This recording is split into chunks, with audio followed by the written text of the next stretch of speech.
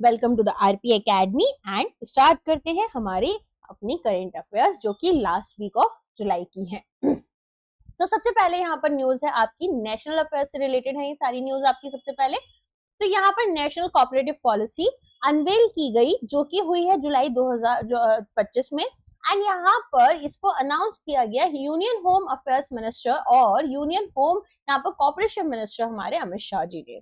तो इन्होंने क्या बोला, इन्होंने बोला है कि 2002 की जो पॉलिसी है वो रिप्लेस की जा रही है और यहाँ एक हमारा 20 साल का रोड मैप बनाया गया है कि किस तरीके से इंडिया का जो कोऑपरेटिव सेक्टर है इसे प्रॉपरली हम ट्रांसफॉर्म कर देंगे। तो यहाँ हमारे पास में विजन चलता है सहकार से समृद्धि। आपको पता है कोऑपरेटिव्स को हम सहकारी बोलते हैं, अगर कोई कोऑपरेटिव बैंक है तो हम सहकारी बैंक बोलते हैं उसको, है ना। तो यहाँ पर ये जो सहकार से समृद्धि है कि प्रॉस्पेरिटी हम लेकर आएंगे कॉर्पोरेशन से, और विकसित भारत का जो हमारा गोल है 2047 तक उसको हम अचीव करने की कोशिश करेंगे।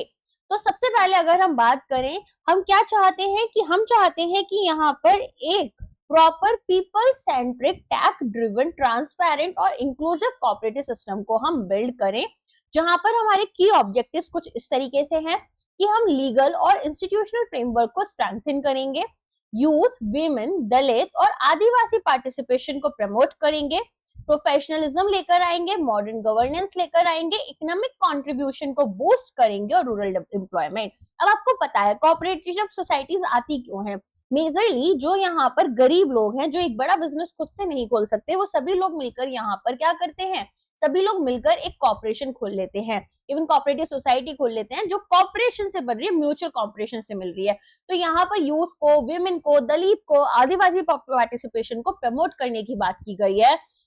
अब प्रोफेशनलिज्म लेकर आया जाएगा, अब यहाँ पर मॉडर्न गवर्नेंस की कोशिश की जाएगी, इकोनॉमिक कंट्रीब्यूशन बढ़ाया जाएगा, रूरल एम्प्लॉयमेंट इससे बूस्ट करने की कोशिश की जाएगी। तो यहाँ पर अब कोशिश रहेगी कि एटलीस्ट हर गांव में एक कोऑपरेटिव तो होना ही होना चाहिए, ताकि हम 50 करोड़ लोगों को इस कोऑपरेटिव मूवमेंट से कनेक्ट कर पाए, राइट। इंडिया का पहला कोऑपरेटिव सोसाइटी कौन सी थी, आपको पता होनी चाहिए, अमूल थी। तो जो अमूल की डेयरी है वो यहाँ पर आपकी किसका आइडिया था, ये वल्लभ भाई Patel, iron man of India का आइडिया था। उन्होंने गुजरात के फार्मर्स को बोला था, ठीक है। कहाँ पर है अमूल, बताओ, आनंद में है ना। चलो, 6 पिलर्स क्या है हमारी पॉलिसी के, तो सबसे पहले strong foundation, legal reforms, ease of doing business, vibrant ecosystem हम चाहते हैं कि जो हमारा एमर्जिंग सेक्टर है इसको हम डाइवर्सिफाई करें, फ्यूचर रेडी रखें, डिजिटल रिकॉर्ड्स यहाँ पर होने चाहिए, कोऑपरेटिव स्टैक, टैक अडॉप्शन, ये सारी चीजें हम चाहते हैं। हम चाहते हैं कि अब थोड़ा डिजिटल होने की तरफ वो अपना आगे बढ़े, यहाँ पर डिजिटल लिटरेसी भी प्रोवाइड की जाएगी, फिर इंक्लूसिव रीच यहाँ पर हो, एम्पावर करें हमारी मार्जिनल कम्युनिटीज को। मार्जिनल कम्युनिटीज कौन सी होती हैं, वो जो पुअर लोग होते हैं, जो यहाँ पर काफी ज्यादा बोल सकते हैं कि मार्जिनलाइज हो जाते हैं सेक्शन में, या फिर ऐसे लोग होते हैं, जैसे एक एग्जाम्पल है, ये सोशियोलॉजी में पढ़ाया जाता है, जिन लोगों ने सोशियोलॉजी पढ़ा होगा उन्हें पता होगा, वहां पर बताते हैं कि अगर आप किसी भी छोटे शहर में, छोटे कस्बे में जाओगे तो आप देखोगे कि यहाँ पर जो शहर का बाहर का एरिया होता है, अब तो देखो काफी ज्यादा डेवलपमेंट बढ़ गया है, स्टिल आप देखोगे जो रेजिडेंशियल सोसाइटीज होती हैं, ठीक है, रेजिडेंशियल सोसाइटी में यहाँ पर जो अनटच्ड लोग होते थे, जो एससी कम्युनिटी के लोग होते थे, उनको शहर से बाहर रखने के लिए उनके जो घर होते थे वो आउटर मिलते थे। तो हम बोल सकते हैं कि कहीं ना कहीं इन्हें मार्जिनलाइज किया गया, इन्हें आने नहीं दिया हमने हमारे मेन सेक्टर में, राइट। तो यहाँ पर इन लोगों को अब हमें प्रमोट करना है, ग्रोथ इनकी लेकर आनी है। देन आती है बात न्यू सेक्टर्स की, तो अपन को अब टूरिज्म, ग्रीन एनर्जी, सहकार, टैक्सी, इंश्योरेंस, इन सेक्टर्स में भी अब एंट्री लेनी होगी as a cooperative society. Youth focus की बात की गई है, तो त्रिभुवन सहकारी यूनिवर्सिटी यहाँ पर लॉन्च किया जा रहा है कोऑपरेटिव एजुकेशन के लिए। त्रिभुवन सहकारी यूनिवर्सिटी पूरी एक यूनिवर्सिटी बनाई जा रही है, राइट। अब यहाँ पर अमित शाह ने इसको कैटलिस्ट बताया है इंक्लूसिव डेवलपमेंट का, जो कि हमारे फार्मर्स, आर्टिसंस, एंटरप्रेन्योर्स को कहीं ना कहीं एम्पावर करेगा और जो मॉडर्नाइजेशन और अकाउंटेबिलिटी के चैलेंजेस हैं उन्हें भी केटर करेगा। अब हमारी सेकेंड न्यूज पर आते हैं, तो यहाँ पर बात हो रही है डीओपी और हमारे एनआईपीएल की, जिन्होंने की साथ में कोलैबोरेट किया है, हाथ मिलाए हैं, ताकि इनवर्ड रेमिटेंसेस जो हैं उन्हें रेवोल्यूशनाइज किया जाए यूपीआई के थ्रू। तो यहाँ पर आप देख सकते हैं डिपार्टमेंट ऑफ पोस्ट है ना, साथ में किसके साथ में यहाँ पर ये आए हैं, NIPL के साथ में आए हैं, और ये चाहते हैं कि जो ग्लोबल आर्म है NPCI की NIPL, उसके साथ में मिलकर हम क्या करेंगे, हम यहाँ पर इनवर्ड रेमिटेंसेस करवाएंगे UPI के थ्रू। तो universal postal union interconnection platform रहेगा, और यहाँ पर आप देखेंगे कि unified payment interface that is UPI को UPU के ग्लोबल नेटवर्क के साथ में कनेक्ट किया जाएगा, इंटीग्रेट किया जाएगा, और फास्ट, अफोर्डेबल और सिक्योर्ड इनवर्ड रेमिटेंसेस होंगे। इनवर्ड रेमिटेंसेस क्या है, बाहर के देश से हमारे देश में जब लोग पैसा भेजते हैं, कोई इंडियन बाहर जॉब करने गए और अपनी फैमिली के लिए इंडिया में पैसा भेज रहे हैं, तो मैं बोलूंगी इनवर्ड रेमिटेंस हो रहा है। ठीक है, तो यहाँ पर इंडियन डायोस्पोरा, डायोस्पोरा क्या होता है, वो इंडियन सिटीजन्स या इंडियन ओरिजिन के लोग जो इंडिया से बाहर रहते हैं, किसी और देश में रहते हैं, तो उन पर क्या इम्पैक्ट आएगा, तो अब उन्हें फास्टर, चीपर और ज्यादा एक्सेसिबल वे मिल जाएगा, जिससे कि वो घर पर वापस पैसा भेज सकते हैं, और जो स्लोअर और कॉस्टली ट्रेडिशनल चैनल्स थे, जैसे कि वायर सिस्टम हम यूज करते हैं, वायर ट्रांसफर हम यूज कर रहे थे, उससे कहीं ना कहीं बच जाएंगे। ठीक है, वेस्टर्न यूनियन के थ्रू पैसे आते हैं, आपको पता है ना, इस तरीके से ऑर्गेनाइजेशंस होती है, बट दे टेक टाइम, 1-2 दिन, हमारे 3 दिन लग जाते हैं इस सारे प्रोसेस में, तो उससे हम बच पाएंगे। नेक्स्ट यहाँ पर अफोर्डेबिलिटी हो जाएगी, कॉस्ट काफी कम रहेगी, क्योंकि UPI कॉस्ट कम होती है, लास्ट माइल रीच आपको देखने के लिए मिलेगी। तो इंडिया पोस्ट जो है, ठीक है, इसका आपको पता है रूरल नेटवर्क काफी बड़ा है, इंडिया के सबसे रिमोटेस्ट कॉर्नर में भी आपको कहीं ना कहीं इंडियन पोस्ट का यहाँ पर भारतीय डाकघर मिल जाते हैं।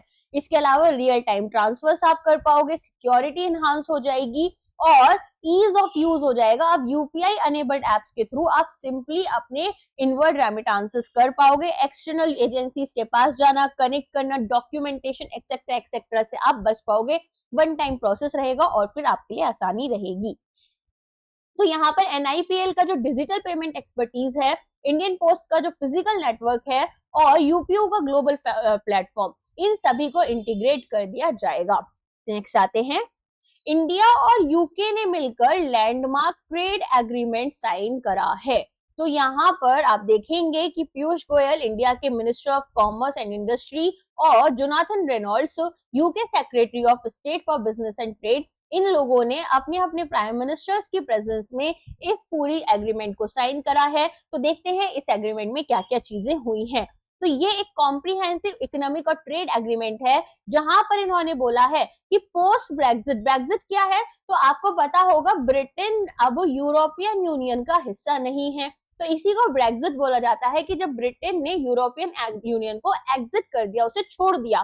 तो यहाँ पर एक आपकी डील हो रही है जो चाहती है कि बाइलेटरल ट्रेड जो है, बाइलेटरल ट्रेड मतलब दो कंट्रीज का आपस में जो ट्रेड है, इंडिया का और UK का बात हो रहा है, यहाँ पर 100 बिलियन प्लस इसको हम लेकर जाए डॉलर्स के टर्म्स में बाय 2030। तो क्यों बनी है ये, कि हमें अपने ट्रेड को, बाइलेटरल ट्रेड को डबल करना है, और कहां तक लेकर जाना है, 100 बिलियन डॉलर से ज्यादा का इसे बनाना है। कौन से साल तक, 2030 तक। और टैरिफ रिडक्शंस की बात की गई है, यहाँ बोला है कि जो इंडियन एक्सपोर्ट्स है, जो इंडिया से सामान UK में जा रहा है, वहां पर अब हम कोशिश करेंगे कि 99 प्रोडक्ट्स पर कोई भी टैरिफ ना हो। टैरिफ आपको पता है आजकल वैसे भी बहुत ज्यादा न्यूज में चल रहे हैं, तो टैरिफ होते क्या है, मैं आपको एक एग्जांपल इंडिया और चाइना के थ्रू देती हूँ। अब आपको पता है कि जो चाइना है, वहां पर सामान बहुत सस्ता बनता है, और इवन बहुत बार तो वो लोग अपने रेट्स को बहुत ही कम कर देते हैं, ताकि अपने प्रोडक्ट्स को दूसरी कंट्री में भेज पाए और वहां के लोग इसे खरीद लें। लेकिन अब इस कंट्री की, जैसे इंडिया हो गया, अब इंडियन गवर्नमेंट चाहेगी कि भाई इंडिया की जो खुद की यहाँ पर इंडस्ट्री है उसको डेवलप किया जाए, वरना ये इंडस्ट्रीज तो डूब जाएंगी। क्यों, क्योंकि इनकी कॉस्ट ऑफ मैन्युफैक्चरिंग इतनी हाई है, इतने में सेल करेंगी तो बिजनेसेस में लॉस होगा। तो ऐसी सिचुएशन में हम क्या देखते हैं कि यहाँ पर हमारी जो गवर्नमेंट है, इंडियन गवर्नमेंट जो है, वो बोलेगी कि ठीक है, अगर चाइना से ये वाले प्रोडक्ट्स आ रहे हैं तो हम इस पर इतने % का टैक्स एक्स्ट्रा लगा देंगे। तो अब क्या होगा, अब इंडियन कस्टमर्स को ये सामान महंगा मिलेगा, जब महंगा मिलेगा तो वो इसे ना लेकर इंडियन सामान को खरीदना प्रेफर करेंगे।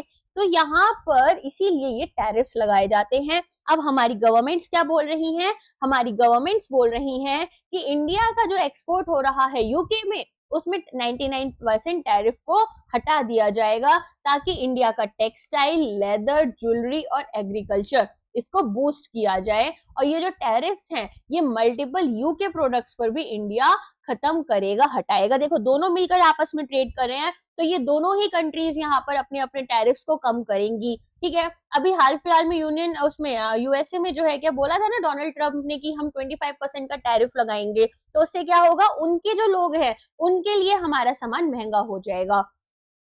अब आते हैं ऑटोमोटिव सेक्टर पर। तो ऑटोमोटिव सेक्टर में इन्होंने बोला है कि जो कार इंपोर्ट ड्यूटीज हैं वो इंडिया कट करेगा। आपको शायद पता नहीं होगा, इंडिया में ना कार्स बहुत महंगी मिलती हैं, स्पेशली जो इंपोर्टेड कार्स होती हैं वो बाकी सिटीज में या कंट्रीज में उतनी कॉस्टली नहीं होती हैं जितनी इंडिया में हो जाती हैं। तो यहाँ पर 110% की ड्यूटी आप खुद से देख लो, तो उसको अब कट कर केवल 10% छोटा जाएगा, वो भी अंडर कोटाज। तो ये यूके के प्रीमियम कार मेकर्स के लिए एक बहुत बड़ा विन हो जाएगा, क्योंकि इंडिया में प्रीमियम कार मेकर्स उतने ज्यादा है नहीं फर्स्ट ऑफ ऑल। तो दूसरा, यहाँ पर जब कार आती है इंडिया में तो फिर वो इतनी महंगी हो जाती है तो लोग खरीदना पसंद नहीं करते हैं। तो अब ये ज्यादा एक्सेसिबल हो जाएंगी, तो कहीं ना कहीं यूके को भी एक बड़ा मार्केट मिलेगा अपनी कार्स बेचने के लिए। नेक्स्ट आता है स्कॉच विस्की। तो आपको पता है ड्रिंक्स पर भी इंडिया जो है काफी बड़े वो अपने लगाता है, टैरिफ लगाता है। तो अब ये भी 150% से 75% तक पहले कम किया जाएगा, फिर 40% तक लेकर आएंगे ओवर 10 इयर्स। तो ये फेजेस में कम किया जाएगा। आपको पता होगा जो लोग विस्की वगैरह ड्रिंक करते हैं, और अगर आप नहीं भी करते हैं तो भी नॉलेज होना हर चीज की बुरी बात नहीं होती है। आप ड्रिंक करो वो अच्छी बात नहीं है, प्लस हमारा एनवायरनमेंट वैसा नहीं है, वो खैर आपकी अपनी पर्सनल चॉइसेस भी हैं कंजम्पशन की, बट हाँ नॉलेज डेफिनेटली आपको होनी चाहिए। इसके अलावा सर्विस और स्किल्ड मोबिलिटी की बात करते हैं, तो जो प्रोफेशनल्स हैं और जो सर्विस प्रोवाइडर्स हैं इनके लिए एक इजियर मूवमेंट हो जाता है। डबल कंट्रीब्यूशन कन्वेंशन हमें देखने के लिए मिलेगा।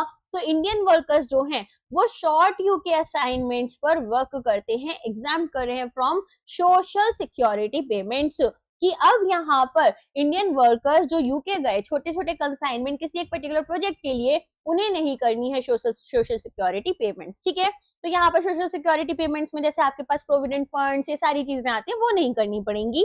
नेक्स्ट आता है गवर्नमेंट प्रोक्योरमेंट। यहाँ आप क्या देखेंगे, यूके की जो कंपनीज हैं उनको इंडियन सेंट्रल गवर्नमेंट टेंडर्स की एक्सेस मिल जाएगी, जो कि पहली बार किसी इंडियन ट्रेड डील में इंडिया ने किया है। कि अब इंडिया की जो गवर्नमेंट टेंडर्स हैं जहां पर हमें फॉरेन मशीनरीज वगैरह चाहिए वो टेंडर्स अलग हो गए, लेकिन अब बाकी सब में भी इनको एक्सेस मिल जाएगी। ऐसी कोई ट्रेड डील अभी तक इंडिया ने नहीं की थी।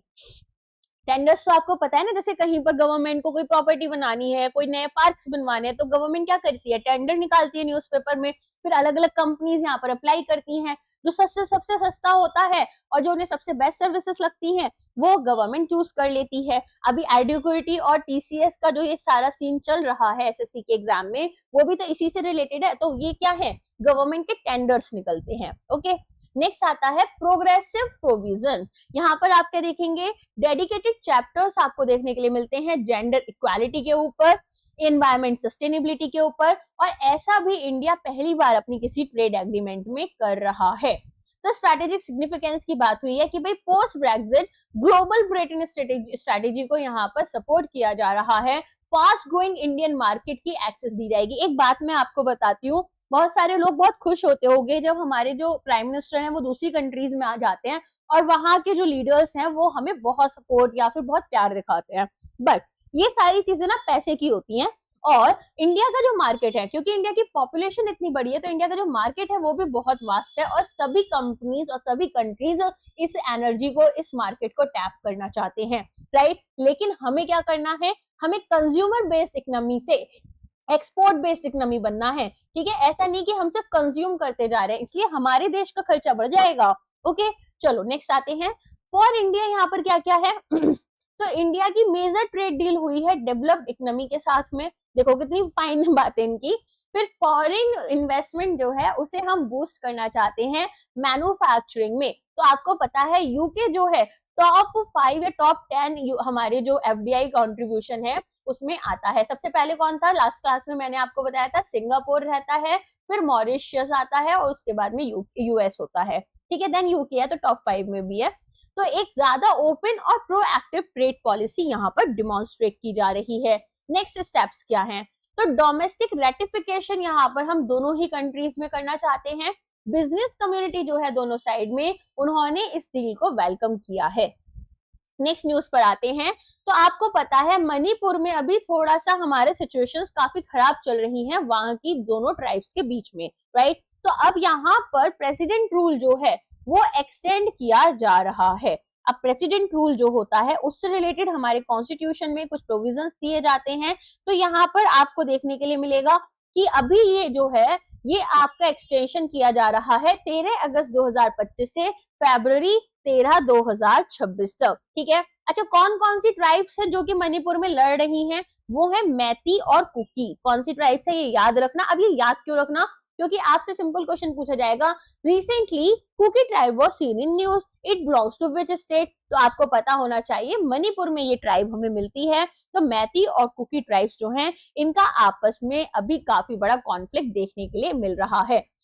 तो सबसे पहले अगर हम बात करें, यहाँ पर रेजिग्नेशन दे दिया गया था इनके सीएम एन बिरेन सिंह के द्वारा, क्योंकि एक एथनिक वायलेंस चल रहा है, बहुत बुरी हालत है, इसको बहुत अच्छे से कंट्रोल नहीं किया जा रहा, मेन मीडिया इंडिया की दिखा नहीं रही है।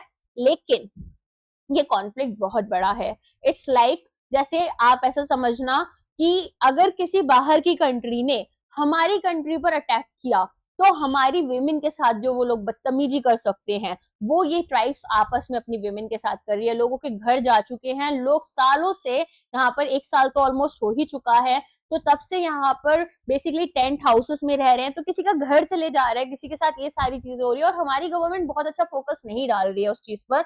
एनीवेज, आगे कॉन्स्टिट्यूशनल प्रोविजंस की बात कर लेते हैं। तो आर्टिकल 356 जो है इंडियन कॉन्स्टिट्यूशन का, इसके अंडर आपका प्रेसिडेंट रूल आता है। कंडीशंस यहाँ पर क्या होती हैं कि जो गवर्नमेंट है स्टेट की, वो अब अपने ऑपरेशंस कंटिन्यू नहीं कर पा रही है, वो यहाँ पर अपनी गवर्नमेंट को कंटिन्यू नहीं कर पा रही है और ये जो कॉन्स्टिट्यूशनल प्रोविजंस है उसके अकॉर्डिंग काम नहीं कर रही है। इसीलिए अब प्रेसिडेंट रूल लग जाएगा और प्रेसिडेंट रूल में क्या होता है, प्रेसिडेंट यहाँ पर मेन डिसीजंस ले रहे होते हैं। तो पार्लियामेंट्री अप्रूवल यहाँ पर 2 महीने के अंदर चाहिए होता है। हम इसे हर 6 महीने के इंटरवल में यहाँ पर इंक्रीज कर देते हैं, एक्सटेंड कर देते हैं। एंड मैक्सिमम ड्यूरेशन भी होती है प्रेसिडेंट रूल की, ये याद रखना। तो मैक्सिमम ड्यूरेशन कितनी है? 3 साल तक होती है, 2.5 साल होती है, विद आपका 6 महीने और एक्सटेंड कर सकते हैं हम। तो इस तरीके से आर्टिकल 356 बात करता है किसकी? हमारे प्रेसिडेंट रूल की। याद रखना, ये इंपॉर्टेंट हो जाता है। की पॉलिटिकल डेवलपमेंट्स यहाँ पर है कि भाई कुछ तो रेजोल्यूशन हमारे यूनियन मिनिस्टर जो है अमित शाह जी, होम मिनिस्टर, इन्होंने यहाँ पर बताया है, जिसको मिनिस्टर ऑफ स्टेट जो है होम नित्यानंद राय, इन्होंने कहीं ना कहीं डिफेंड किया है। अपोजिशन के कुछ रिएक्शंस आ रहे हैं, बट कोई कॉन्क्रीट एक्शन एज सच अभी भी देखने के लिए नहीं मिल रहा। 2023 से ये कॉन्फ्लिक्ट चल रही है मैती और कुकीजो कम्युनिटीज के बीच में।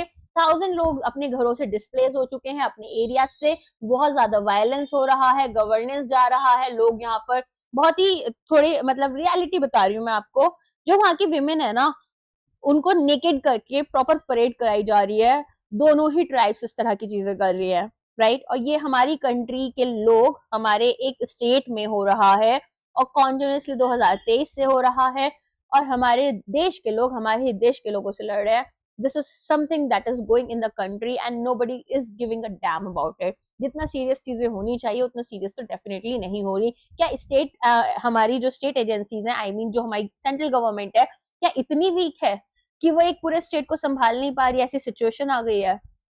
ऐसे में चाइना जो है, ठीक है, थोड़ा सा इंटरनेशनल अगर रोल्स में देखोगे तो कहीं ना कहीं उसका इम्पैक्ट हमें देखने के लिए फिर आगे फ्यूचर में मिल सकता है। और जब ऐसे इस वायलेंस होते हैं, लोगों के घर उजड़ जाते हैं, तो इकोनॉमिक कंडीशन भी बहुत अच्छी नहीं होती, तो वहां का जो यूथ होता है वो बहुत जल्दी ब्रेन वॉश भी हो जाता है। तो this is not something really good for the security, for the health of a country.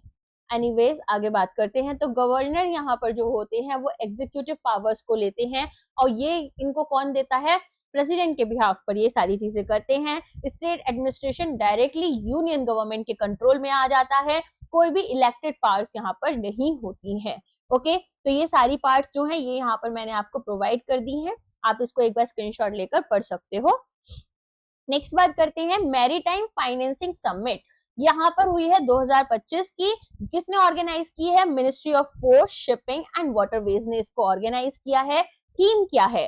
Financing the vision of maritime Amritkaal vision 2047। तो अमृतकाल आपको पता है, जब 75 इयर्स ऑफ इंडिपेंडेंस हुए तो अमृतकाल वाला हमारा टर्म दिया गया था प्राइम मिनिस्टर नरेंद्र मोदी जी के द्वारा। और यहाँ पर इन्होंने बोला है कि अब इस विजन को हम क्या कर रहे हैं, मैरीटाइम के उसमें देखें तो इसको फाइनेंस करना है। पैसा चाहिए तभी तो कोई पावर आपकी बनेगी, तभी तो आपकी इंडस्ट्रीज ग्रो करेंगी। तो यहाँ पर सरबंदर सोनोवाल हमारे union minister of post, shipping and waterways थे, and Shantanu Thakur minister of state for post, shipping and waterways. तो क्या क्या अनाउंसमेंट्स की गई? सबसे पहले बात हुई है मैरीटाइम डेवलपमेंट फंड की। तो इन्होंने बोला है कि एक ऐसा फंड बनाएंगे जिसमें कि फंड क्या है, जिसमें सब लोग यहाँ पर कैपिटल कंट्रीब्यूट कर रहे हैं। तो ये फाइनेंस करेगा यहाँ पर व्हीकल को। गोल क्या है कि कैपिटल कॉस्ट कम लगे हमारी। कैपिटल कॉस्ट क्या होती है? जैसे अगर हमने लोन लिया तो लोन लेने में जो इंटरेस्ट पे करना है वो हो गई कैपिटल कॉस्ट। हमने शेयर्स निकाले तो हमें शेयर होल्डर को कुछ पैसा वापस करना पड़ रहा है, कैपिटल कॉस्ट हो गई। तो उसे हमें कम करना है और लॉन्ग टर्म इन्वेस्टमेंट को अट्रैक्ट करना है कि लॉन्ग टाइम तक हमारे पास इन्वेस्टमेंट्स आए। सेक्टर्स कौन कौन से कवर्ड हैं? शिप बिल्डिंग, कोस्टल इंफ्रास्ट्रक्चर और इनलैंड वाटरवेज। तो ये आपका क्रिएट हुआ था after input from 100+ stakeholders. तो पहला क्या बन रहा है? Maritime development fund. दूसरा क्या बना है? 100% एफडीआई हम चाहते हैं शिपिंग में। तो हम यहाँ पर चाह रहे हैं कि अब इंडिया में एफडीआई जो है, अब आपसे क्वेश्चन क्या आएगा? आपसे क्वेश्चन ये आएगा कि शिपिंग में कितने % एफडीआई जो है वो अलाउड है। अब जो हमारे पास फॉरेन डायरेक्ट इन्वेस्टमेंट आती है उसमें सेक्टोरल कैप्स होते हैं। सेक्टोरल कैप्स क्या होते हैं कि हर पर्टिकुलर सेक्टर में यहाँ पर गवर्नमेंट डिसाइड करेगी। फॉर एग्जांपल इंश्योरेंस में कितना एफडीआई ले सकते हैं। तो ऐसे ही शिपिंग के लिए इन्होंने बोला है कि अब 100% एफडीआई भी हमें चलेगी। और यहाँ पर हम जो फाइनेंसिंग कराएंगे वो गिफ्ट सिटी के थ्रू कराएंगे। गिफ्ट सिटी कहाँ पर है? गांधीनगर, गुजरात में है। नेक्स्ट यहाँ पर फाइनेंशियल डिजिटल मैच्योरिटी इंडेक्स की बात हो रही है। तो एक बेंचमार्किंग फ्रेमवर्क बनाया जाएगा डिजिटल फाइनेंसिंग कैपेसिटी के लिए मेजर पोर्ट्स में। तो हम ट्रांसपेरेंसी को इंक्रीज करेंगे, एफिशिएंसी लेकर आएंगे और इन्वेस्टर रेडीनेस लेकर आएंगे। देन आता है पॉलिसी और लेजिस्लेटिव रिफॉर्म्स। तो ship building financial assistance scheme जो है इसको एक्सटेंड किया जा रहा है। जो लार्ज वेसल्स हैं, वेसल्स बेसिकली जो हमारे शिप्स होते हैं जो सामान इधर उधर लेकर जाते हैं, उनको हम यहाँ पर इंफ्रास्ट्रक्चर एसेट्स में अब मानकर चलेंगे। तो इंफ्रास्ट्रक्चर एसेट्स मतलब जैसे हमारे पास इंफ्रास्ट्रक्चर प्रोजेक्ट्स होते हैं तो उसमें जब हमें फाइनेंसिंग चाहिए तो हमें अगर लार्ज वेसल्स बनाने हैं तो या फिर हमें खरीदने हैं तो वो हमारे इंफ्रास्ट्रक्चर एसेट्स में आ जाएंगे। लोन लेने में थोड़ा आसानी होगी, फाइनेंसिंग आसानी से होगी। बिल ऑफ लेडिंग की बात हो रही है। तो बिल्स ऑफ लेडिंग बिल, अब आप कहेंगे ये क्या है? देखो, बिल्स ऑफ लेडिंग होते हैं कि जब आप सामान भेज रहे हो, इंपोर्ट या एक्सपोर्ट करते हो तो आप शिप से करते हो, तो उसके लिए बिल्स ऑफ लेडिंग बनते हैं कि इतना सामान लोड हो गया है शिप में। तो उसी के लिए एक बिल है जिसको बाद में एक्ट बना दिया जाएगा। एक बिल तो है जो आप दुकान से लेते हो ना सामान, तो बिल बनता है, इनवॉइस वाला बिल, ये तो बिल वो हो गया। और एक बिल है जिसको एक्ट में कन्वर्ट किया जाएगा। तो ये पास हो चुका है तो ये एक्ट बन गया, बिल ऑफ लेडिंग एक्ट बन गया ये।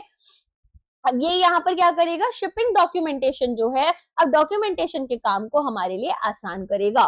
तो हमें किस चीज में प्रोग्रेस देखने के लिए मिल रही है? मर्चेंट शिपिंग बिल में और कोस्टल शिपिंग बिल में हमें यहाँ पर प्रोग्रेस देखने के लिए मिलेगी। समिट के गोल्स क्या है और पार्टिसिपेशन की बात करें तो ट्रस्ट बिल्ड करने की कोशिश की जा रही है इंडस्ट्री और इंस्टीट्यूशंस में। फोकस करेंगे इनोवेटिव फाइनेंसिंग के लिए कि भाई नए नए इनोवेशंस लेकर आओ और उन इनोवेशंस को कहीं ना कहीं हमें फाइनेंस करना है। शिप लीजिंग के लिए यहाँ पर जैसे शिप रेंट्स पर चलेंगे, है ना। इंश्योरेंस के लिए और सस्टेनेबिलिटी, लीज भी बोलते हैं, रेंट नहीं बोलते हैं, वो मैंने आपको समझाने के लिए बोला है टर्म। अच्छा, कोचिन शिपयार्ड एक लिमिटेड यहाँ पर कंपनी है। सीएमए, सीजीएम, मार्कसर्क, एम्बेसीज, यहाँ पर इस तरह से बेसिकली हमें क्या देखने के लिए मिला कि अलग अलग पार्टिसिपेंट्स थे। तो समिट का नाम आपको याद होना चाहिए। ऑर्गेनाइजिंग मिनिस्ट्री कौन सी है? Port, shipping and waterways. Vision यहाँ पर मैरीटाइम अमृतकाल विजन 2047 के साथ में है। कौन सा मेजर फंड लॉन्च किया है आपको वो भी पता होना चाहिए। नया फ्रेमवर्क जो लेकर आ रहे हैं फाइनेंशियल डिजिटल मैच्योरिटी मैट्रिक्स। कुछ की रिफॉर्म्स इन्होंने यहाँ पर अपने डिस्कस किए हैं। एफडीआई के लिए बहुत इंपॉर्टेंट पॉइंट है, अगर आप कोई भी एग्जाम देने जा रहे हो, दिस इज वेरी इंपॉर्टेंट। इसके अलावा पोर्ट्स का जो टर्न अराउंड टाइम है वो अब 24 आवर्स में होगा। टर्न अराउंड टाइम क्या होता है, यहाँ पर कोई भी काम कंप्लीट करना है तो उसमें कितने टाइम में आपका ये काम, पर्टिकुलरली डॉक्यूमेंटेशन जो है वो आपकी पास हो जाए तो टैट होता है, इसको टैट बोलते हैं, टर्न अराउंड टाइम को। तो ये आपका यहाँ पर टाइम दिया जाता है कि इतने अंदर अंदर आपने काम करके देना है। कंटेनर कैपेसिटी ग्रोथ जो है वो आपकी 70% तक बढ़ाई जाएगी।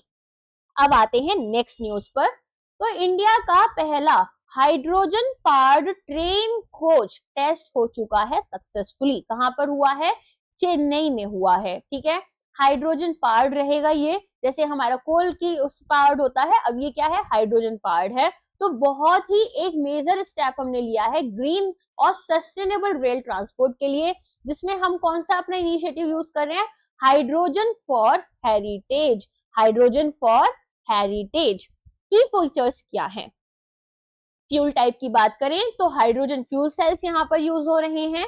एमिशन में आप देखोगे कि 0 कार्बन जो है वो यहाँ पर एमिट हो रही है, और ये आपको water as a byproduct देगा। अब हाइड्रोजन को अगर मेरे को जलाना है तो किसके साथ जलाऊंगी, ऑक्सीजन से जलाऊंगी, और यहाँ पर अगर हाइड्रोजन को ऑक्सीजन के साथ में जलाया जाएगा तो ये क्या बनेगा, आपका 2H2O बनेगा, ठीक है। तो वाटर आपको क्या मिल रहा है, प्रोडक्ट मिल रहा है, और ये एक बाई प्रोडक्ट की तरह काम आएगा। इनिशियल वर्जन हमारा टेस्ट हो चुका है, 1200 हॉर्स पावर का यहाँ पर वेरिएंट डेवलप हो रहा है। फुल्ली इंडिजीनियस है, मतलब इंडिया में ही इसकी पूरी की पूरी मैन्युफैक्चरिंग की गई है, और अलाइन कर रहे हैं मेक इन इंडिया इनिशिएटिव के साथ में। मेजर इनिशिएटिव्स और फ्यूचर प्लान्स की बात करें तो हाइड्रोजन फॉर हेरिटेज इनिशिएटिव, जिसको मैंने बताया कि जिसके अंडर यहाँ पर इस ट्रेन कोच को तैयार किया गया है, तो यहाँ पर हम 35 हाइड्रोजन पावर्ड ट्रेन जो हैं वो अपने लेकर आएंगे हेरिटेज और हिल रूट्स पर, ठीक है। हेरिटेज जहां जहां पर है हमारे, और जो हिल रूट्स है वहां पर, तो ये क्या कर रहे हैं, ग्रीन कॉरिडोर्स यहाँ पर ट्रांसफर कर रहे हैं फॉर इको टूरिज्म। तो कॉस्ट की अगर हम बात करें तो एक हाइड्रोजन ट्रेन जो है वो आपकी 80 करोड़ रुपए तक बन जाएगी, और जो ग्राउंड इंफ्रास्ट्रक्चर है वो 70 करोड़ में आपका तैयार होगा। तो पायलट प्रोजेक्ट है ये, रेट्रोफिटिंग हाइड्रोजन फ्यूल सेल्स जो है एग्जिस्टिंग डेम्यू रेक पर। रूट की बात करें तो जिंद सोनीपत सेक्शन आपका पहले तैयार होगा नदर्न रेलवे के अंदर, और यहाँ पर गोल क्या है कि भाई इवेलुएट करेंगे कि क्या हाइड्रोजन टेक्नोलॉजी जो है उसको हम एक्टिव सर्विस में ला सकते हैं या नहीं ला सकते, ठीक है। तो ये सारे के सारे पार्ट है, ये आप याद रख लेना। चलिए अब नेक्स्ट न्यूज पर आते हैं। इंडिया ने सेटअप किया है COP33 सेल, ताकि यहाँ पर होस्ट कर पाए यूएन क्लाइमेट समिट 2028। तो अब आपको पता होना चाहिए कॉप क्या होता है, कॉन्फ्रेंस ऑफ पार्टीज। तो यहाँ पर इंडिया चाहती है कि हमें होस्ट करने के लिए मिल जाए COP33, ठीक है। तो यहाँ पर इन्होंने पूरा का पूरा एक सेल बनाया है। कौन सी नोडल मिनिस्ट्री है, मिनिस्ट्री ऑफ एनवायरमेंट, फॉरेस्ट और क्लाइमेट चेंज। ये चाहते हैं कि भाई इंडिया की बिड यहाँ पर हो, ताकि 33rd यूएन क्लाइमेट कॉन्फ्रेंस यहाँ इंडिया में हो, और 33rd कब होगी, 2028 में होगी। तो रिपोर्टिंग यहाँ पर अगर हम बात करें तो क्लाइमेट चेंज डिवीजन बनाई गई है ministry of environment, forest and climate change के अंडर। इसके हेड होते हैं हमारे ज्वाइंट सेक्रेटरी। टीम कॉम्पोजिशन की बात करें तो 11 मेंबर्स यहाँ पर होंगे, जो कि प्लानिंग कोऑर्डिनेशन करेंगे, लॉजिस्टिक सपोर्ट देखेंगे, और यहाँ पर इंटरनेशनलाइजेशन। तो मैंडेट्स क्या है, सबसे पहले तो लॉजिस्टिकल प्लानिंग की भाई अगर यहाँ पर लोग आएंगे तो उनके रहने का, उनको क्या क्या चीजें चाहिए होंगी, कहाँ पर किस तरह से उनको लेकर जाया जाएगा, वो सारी चीजों के लिए लॉजिस्टिक्स जो भी लग रहे हैं। लार्ज स्केल इंटरनेशनल समिट हो रही है, tens of thousands of delegates यहाँ पर देखने के लिए मिलेंगे। स्टेक होल्डर्स का एंगेजमेंट यहाँ पर यूनियन मिनिस्ट्रीज के साथ में कोऑर्डिनेट करना पड़ेगा, स्टेट्स के साथ कोऑर्डिनेट करना पड़ेगा, अलग अलग इंडस्ट्रीज के साथ में, सिविल सोसाइटीज के साथ में इंटरनेशनल कोऑर्डिनेशन। तो यहाँ पर UNFCCC के जो सेक्रेटेरिएट हैं इनके साथ में हम लाइव करेंगे, और यहाँ पर इनके साथ में पार्टनरशिप होगी, इनके साथ में एग्रीमेंट्स होंगे, चीजें होंगी, इनका गाइडेंस हमें मिलेगा। एजेंडा डेवलपमेंट की बात करें तो इंडिया सेंट्रिक थीम्स जो है उन्हें शेप किया जाएगा, क्लाइमेट जस्टिस, सस्टेनेबिलिटी और ग्लोबल साउथ इंटरेस्ट पर फोकस किया जाएगा। नेक्स्ट यहाँ पर बात आती है स्ट्रेटेजिक सिग्निफिकेंस की। तो इंडिया की जो बिड अनाउंसमेंट की गई है वो यहाँ पर पीएम नरेंद्र मोदी ने इसको प्रपोज किया था कॉप 28 दुबई में, ठीक है। तो यहाँ पर कॉप 28 दुबई में हुई, जहां पर पीएम नरेंद्र मोदी ने क्या बोला कि कॉप 33 आप इंडिया में करा लो। और ये इन्होंने कॉप 33 की जो बात की है ये कौन से साल में होगा, 2028 में होगा, राइट, याद हो जाएगा ऐसे। सपोर्ट यहाँ पर ब्रिक्स नेशंस का मिला है 17th ब्रिक्स समिट में। और हिस्टोरिकल कंटेक्स्ट की बात करें तो इंडिया ने पहले 2002 में इसको किया था होस्ट, ठीक है। अब डायरेक्टली हम 33rd को करना चाहते हैं। इंडिया की अब क्लाइमेट लीडरशिप इनिशिएटिव की बात करें तो आपको पता ही है कॉप 21 में इंडिया ने इंटरनेशनल सोलर अलायंस की बात की थी, तो इंडिया यहाँ पर फाउंडिंग मेंबर था। Coalition for disaster resilient infrastructure, ये भी यहाँ पर इंडिया ही लेकर आया था, और मिशन लाइफ, ठीक है। नेक्स्ट आते हैं राष्ट्रपति भवन जो है, इन्होंने अभी बेसिकली इनको अब बोला गया है कि अब फुल्ली एक्सेसिबल है हमारे दिव्यांगजन के लिए। तो अगर यहाँ पर आपको कोई भी दिव्यांगजन जाते हैं, पर्सन विद डिसेबिलिटी जाते हैं, तो उन्हें कोई दिक्कत नहीं आएगी। अगर उन्हें व्हील चेयर चाहिए तो व्हील चेयर मिलेगी, अगर वो ब्लाइंड है तो यहाँ पर कौन सी चीज कहाँ पर है, कौन सा रूम है कहाँ पर है, उन्हें कोई भी दिक्कत पहुंचने में नहीं होगी। तो बेसिकली यहाँ पर अगर स्कोप की बात की जाए तो राष्ट्रपति भवन, अमृत उद्यान और राष्ट्रपति भवन म्यूजियम सभी आपके फुल्ली एक्सेसिबल हो चुके हैं। इनिशिएटिव किसने लीड किया था, तो ऑफ कोर्स हमारी प्रेसिडेंट द्रौपदी मुर्मू जी ने। गाइडेंस यहाँ पर मिला है इनको Pandit Deendayal Upadhyay national institute for persons with physical disability. Plan implement की बात करें तो 50 पॉइंट का यहाँ पर पूरा रिकमेंडेशन प्लान बनाया गया था, और यहाँ पर फिर पूरा का पूरा बेसिकली इसको तैयार किया गया। और कौन सी स्कीम के साथ अलाइंड है ये, एक्सेसिबल इंडिया कैंपेन, सुगम्य भारत अभियान। तो क्या क्या चीजें की गई हैं, रैम्स, व्हीलचेयर फ्रेंडली पाथवेज बनाए गए हैं, टेक्टाइल फ्लोरिंग यहाँ पर विजुअली इंपेयर्ड लोगों के लिए है, एक्सेसिबल रेस्ट रूम्स हैं, ब्रेल साइनेज हैं, एलिवेटर और लिफ्ट बनाए गए हैं, audio guides, barrier free entry provide की जाएगी। अब सबसे पहले बात कर लेते हैं कि स्कीम्स की जो यहाँ पर डिस्कस हो रही हैं। एक्सेसिबल इंडिया कैंपेन कब लॉन्च हुआ, 2015 में। क्यों लॉन्च हुआ, ताकि पब्लिक इंफ्रास्ट्रक्चर, ट्रांसपोर्ट और इंफॉर्मेशन कम्युनिकेशन टेक्नोलॉजी को हम हमारे पर्सन विद डिसेबिलिटीज के लिए एक्सेसिबल बनाएं। पर्पल, यहाँ पर पर्पल फेस्ट की बात करें तो ये एक फेस्टिवल है जो कि राष्ट्रपति भवन में होता है, ताकि डिसेबिलिटी राइट्स को प्रमोट करें और एम्पावरमेंट की तरफ यहाँ पर बात की जाए। पर्सन्स और right of persons with disabilities act की बात करें तो लीगल फाउंडेशन यहाँ पर दी जा रही है, ताकि इक्वालिटी, नॉन डिस्क्रिमिनेशन को हम इंश्योर करें और एक्सेसिबिलिटी को भी प्रमोट करें। तो सिग्निफिकेंस क्या है, एक नेशनल बेंचमार्क यहाँ पर बनाया जा रहा है हेरिटेज और पब्लिक स्पेसेस के लिए, ठीक है। तो अब यहाँ पर लोगों को एक बेंचमार्क मिल गया। बेंचमार्क क्या होता है कि कोई स्टैंडर्ड्स है जिन्हें देखकर हम अपने आप को कहीं ना कहीं बोल रहे हैं कि ठीक है, हमें इन बेंचमार्क को तो मीट करना ही करना है, स्टैंडर्ड्स को। फिर यहाँ पर इंक्लूसिव डेवलपमेंट के विजन को हम रीइंफोर्स कर रहे हैं, सपोर्ट कर रहे हैं यूएन सस्टेनेबल डेवलपमेंट गोल 10 को, रिड्यूस्ड इनइक्वालिटीज, याद रखना इसको, ठीक है। अब ये जो पॉइंट होते हैं ये किस काम आते हैं, ये पॉइंट्स आपको काम आते हैं आपके एस्से में, राइट। ऐसे जो अगर आप लिख रहे हो या डिस्क्रिप्टिव आंसर लिख रहे हो तो रीड करने वाला खुश हो जाएगा कि अरे वाह, ये तो इतना कॉमन गोल है भी नहीं जिसके बारे में लोग बात कर रहे हैं, बट इन्होंने इसको डिस्कस किया यहाँ पर, तो बड़ा अच्छा सा लगता है उनको, ठीक है। चलो नेक्स्ट आ जाते हैं एग्जाम पॉइंटर्स। तो एग्जाम पॉइंटर्स में हम क्या देख रहे हैं, वन लाइनर्स हमारे क्या क्या हैं। यहाँ पर दिव्यांगजन के लिए ये एक्सेसिबल किया गया है, एक्सेसिबल इंडिया कैंपेन के साथ अलाइन करेगा। प्रेसिडेंट द्रौपदी मुर्मू जी ने इसको चैंपियन किया है, और यहाँ पर एक्सेसिबिलिटी प्लान जो है वो 50 रिकमेंडेशन के ऊपर बेस्ड है, हमारे पंडित दीनदयाल उपाध्याय नेशनल इंस्टीट्यूट से जो लिए गए हैं। नेक्स्ट यहाँ पर बहुत इंपॉर्टेंट न्यूज तो नहीं है, एक बेसिक सी न्यूज है, बट थी तो मैंने यहाँ पर ऐड कर दी है। एनडीए पार्लियामेंट्री पार्टी मीटिंग हुई है, ओके। अब यहाँ पर इसको प्राइम मिनिस्टर नरेंद्र मोदी जी ने एड्रेस किया है। एनडीए आपको पता है बीजेपी और बीजेपी के जो अलायंस है वो लोग आकर यहाँ पर बैठते हैं। तो अभी वाइस प्रेसिडेंट जो है इंडिया के, उन्होंने हाल फिलहाल में रिजाइन कर दिया था ऑन हेल्थ ग्राउंड्स, ठीक है। तो यहाँ पर अब इनका इलेक्शन होगा और नॉमिनेशंस जो हैं वो अगस्त 7 से होंगे। अच्छा, वाइस प्रेसिडेंट का इलेक्शन जो होता है वो आपको पता ही है कि इनडायरेक्ट वे में होता है, ठीक है। डायरेक्ट इलेक्शन तो होते नहीं है कि आप लोग भी वोट देने जा रहे हो। फिर यहाँ पर स्पेशल इंटेंसिव रिवीजन, आपको पता है इलेक्टोरल रोल्स जो हैं बिहार में उसके ऊपर बहुत ज्यादा दिक्कतें चल रही थी, तो उसके डेडलॉक को इन्होंने, अच्छा देखो कितनी मस्त बात है कि एक यहाँ पर ऑपोजिशन भी होती है और ये डिस्कशंस कहाँ होने चाहिए, पार्लियामेंट में, लेकिन ये पार्लियामेंट में उतने अच्छे से नहीं डिस्कस हो रहे, पार्लियामेंट में अच्छे से डिस्कस हो रहा है समोसा, लेकिन इनकी खुद की मीटिंग्स में ये लोग डिस्कस कर रहे हैं कि एसआईआर का क्या डेडलॉक्स है। I think we have to be a bit more person जिसको क्वेश्चन करना चाहिए गवर्नमेंट से कि भाई क्या कर रहे हो आप लोग, है ना, चाहे फिर वो किसी भी पार्टी के गवर्नमेंट हो, लोगों का काम उनको फॉलो करना नहीं है, उनकी बातों को मानो, रूल्स रेगुलेशंस को मानो, मगर जहां सवाल करने हैं वो सवाल भी करो ताकि उन्हें पता चले कि वो लोग कहाँ गलत जा रहे हैं।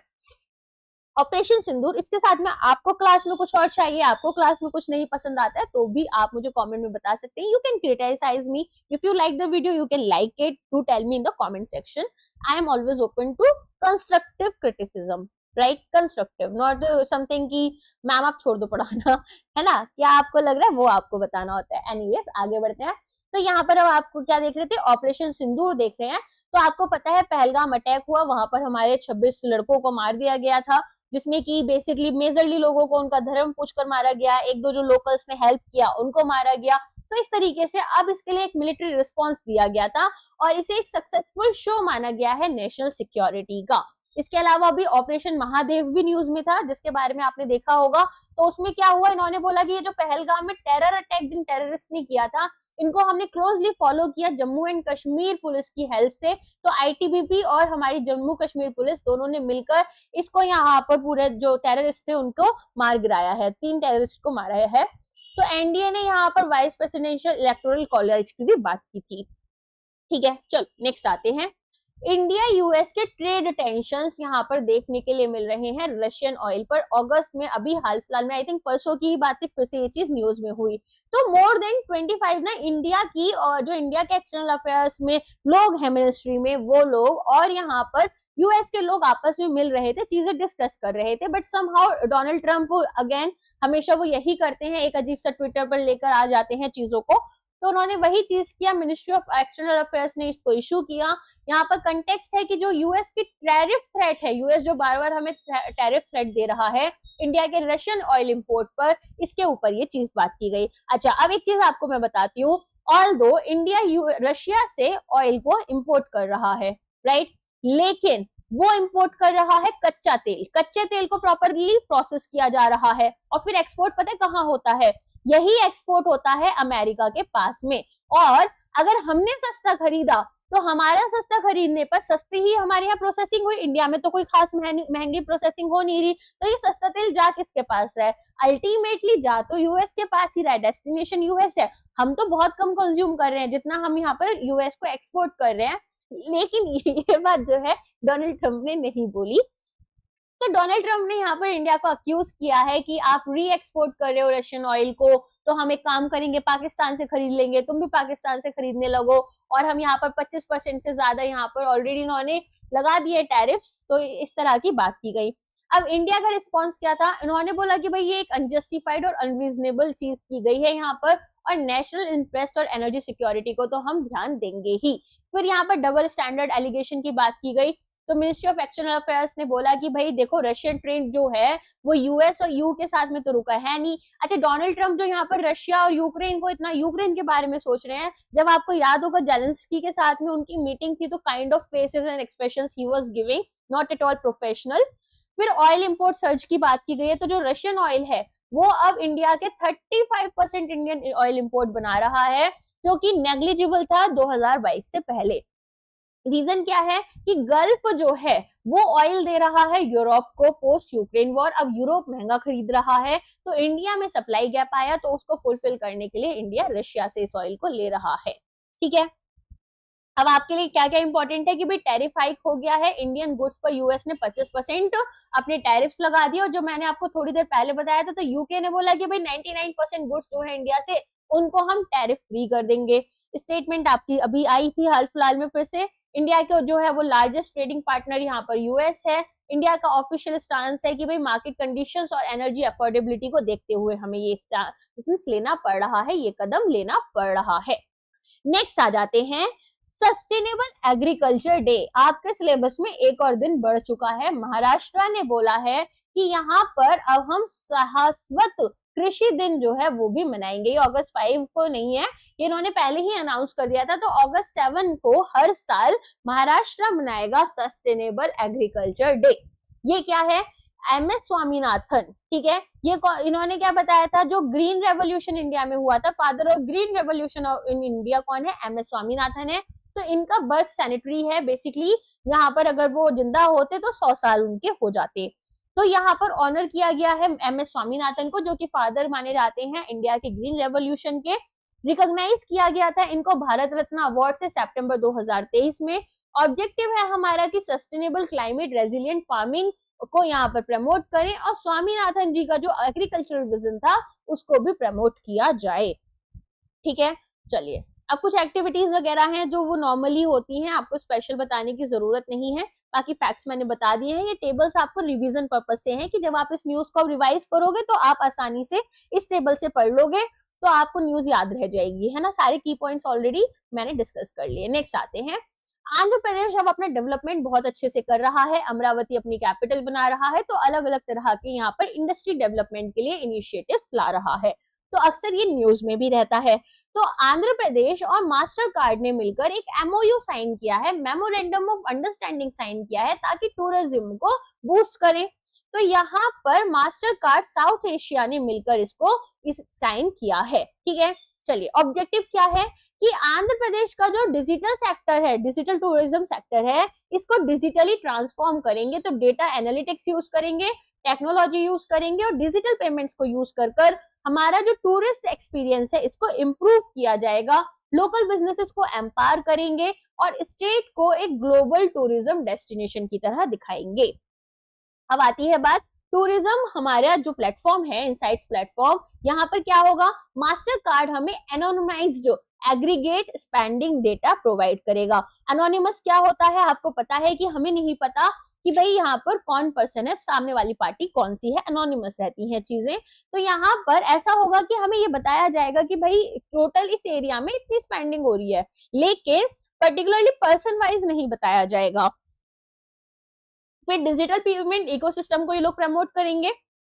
जो हमारी स्मॉल और मीडियम इंडस्ट्रीज हैं उनकी कैपेसिटी बिल्डिंग की जाएगी। तो यहाँ पर वर्कशॉप्स प्रोवाइड की जाएंगी ताकि स्मॉल टूरिज्म एंटरप्राइजेस को यहाँ पर हम कुछ ना कुछ ट्रेनिंग दें, उनका प्रमोशन करें और जॉइंट मार्केटिंग यहाँ पर की जाएगी। तो को लॉन्च कैंपेन्स किए जाएंगे आंध्र प्रदेश को कि अट्रैक्शन बेसिकली देखो अब क्या होगा, बीचेस हैं आंध्र प्रदेश में, टेम्पल्स हैं, इको टूरिज्म को बढ़ावा दिया जाए, तो दोनों मिलकर कैंपेन्स लगाएंगे, मार्केटिंग एक्टिविटी टाइप हो गया। ओके, चलो नेक्स्ट आ जाते हैं। इंडिया का पहला AI based road safety project है जो कि यूपी में अप्रूव हुआ है। तो क्या पूछा जा सकता है? क्वेश्चन आ सकता है इंडिया का first AI based road safety project कौन से स्टेट में अप्रूव किया गया? तो ये किया गया है उत्तर प्रदेश में। कहां पर किया गया है? लखनऊ कानपुर एक्सप्रेसवे पर किया गया है, जिसे नेशनल एक्सप्रेसवे 6 भी बोलते हैं। Ministry of road transport and highways ने इसको अप्रूव किया है। तो हम क्या चाहते हैं कि भाई रोड एक्सीडेंट्स कम हो जाए, लेकिन गड्ढे हम ना भरे सड़कों के, और यहाँ पर जो फैटलिटीज हैं, ठीक है। तो अब इसे हम आर्टिफिशियल इंटेलिजेंस से और इंटेलिजेंट ट्रैफिक मैनेजमेंट सिस्टम से करेंगे। गड्ढे फिर भी हमारे लोग ही भरेंगे, जो कॉन्ट्रैक्टर्स हैं, बट अभी करप्शन इंडिया में ना कह सकते हैं एक तरीके से खून में ही आता जा रहा है लोगों के। तो हाँ, थोड़े क्रिटिकल टर्म्स हैं, थोड़े ज्यादा एक्सट्रीम टर्म्स हैं, बट सच्चाई तो भी यही चल रही है। तो यहाँ पर हमारा लॉन्ग टर्म विजन है कि जो रोड एक्सीडेंट्स हैं, रोड एक्सीडेंट डेथ्स हैं, उनको हाफ करना है 2030 तक। की फीचर्स यहाँ पर क्या है? तो ऑटोमेटेड वायलेशन डिटेक्शन, AI यहाँ पर देखेगा कि भाई कौन कौन से लोग हैं जो कि यहाँ पर स्पीड लिमिट्स को फॉलो नहीं कर रहे हैं, हेलमेट्स नहीं पहन रखा है, सीट बेल्ट नहीं लगा रखा है, रॉन्ग साइड चल रहे हैं। और आजकल तो नई चीज शुरू हो गई है कि कोई सामने खड़ा भी है रोड पर और कॉर्नर में भी खड़ा है तो उसको जाकर टक्कर मार देंगे। पता नहीं कौन सा ईगो आ चुका है लोगों में, बिल्कुल भी टॉलरेंस नहीं बचा है आजकल। तो वही प्रॉब्लम्स हैं। प्रेडिक्टिव एनालिटिक्स, तो रियल टाइम एनालिसिस किया जाएगा ट्रैफिक का, एक्सीडेंट हिस्ट्री जो है उसे डिटेक्ट की जाएगी और एक्सीडेंट्स को हम प्रिवेंट करेंगे ब्लैक स्पॉट्स में। तो ब्लैक स्पॉट्स आपको पता ही है, वो स्पॉट्स होते हैं यूजुअली, देखो ब्लैक स्पॉट्स अगर हम एक ट्रक की बात करें तो आपको पता है जब एक ट्रक ड्राइवर ट्रक चलाते हैं तो उनके ना लेफ्ट और राइट में कुछ ऐसा स्पेस होता है जिसमें अगर कोई व्हीकल आकर, बहुत बड़ा व्हीकल भी आकर खड़ा हो जाएगा, उन्हें दिखेगा नहीं। ऐसे ही सामने भी अगर कोई आकर इंसान खड़ा हो जाएगा तो कुछ एक एंगल्स ऐसे होते हैं जहां से उन्हें पता नहीं चलेगा कि कोई खड़ा है, तो ये होते हैं ब्लैक स्पॉट्स। तो ऐसे एक्सीडेंट्स हमें बचाने हैं।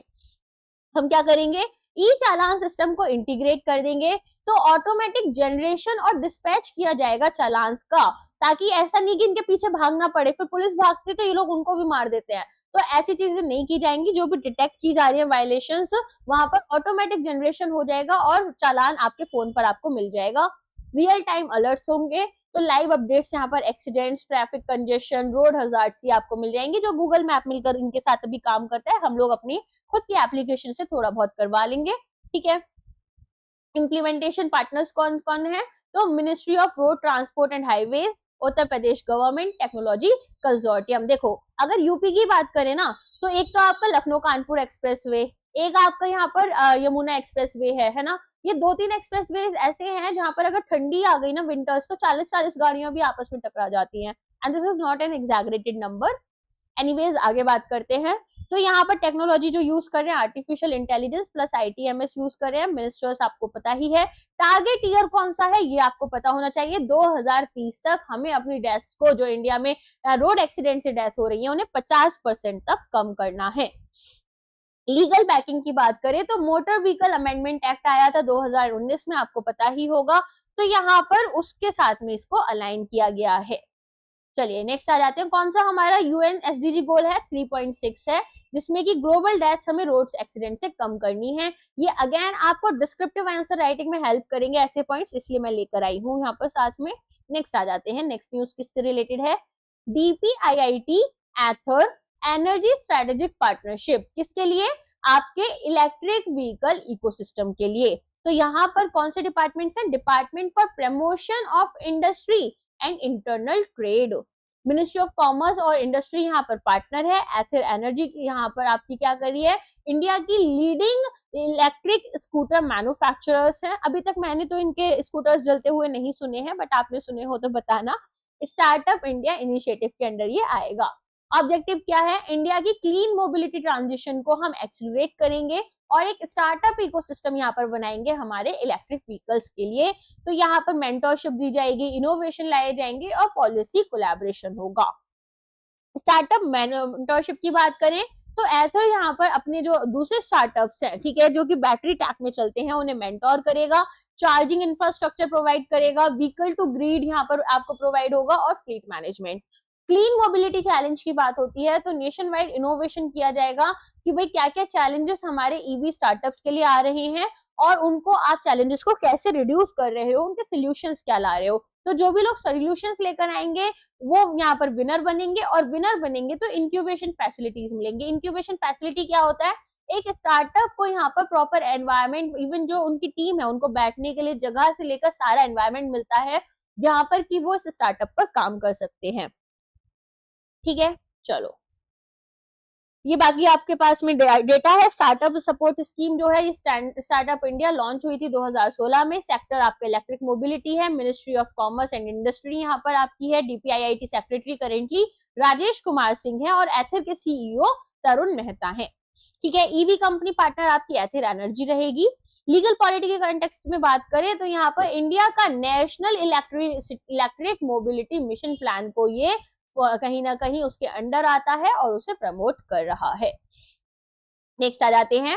MOU यहाँ पर साइन हो रही है फॉर डिफेंस टेस्टिंग फैसिलिटी, कहां पर, तमिलनाडु में। तो मिनिस्ट्री ऑफ डिफेंस, तमिलनाडु का इंडस्ट्रियल डेवलपमेंट कॉर्पोरेशन अभी न्यूज में चल रहा है, इस पर भी काफी डेवलपमेंट के काम चल रहे हैं।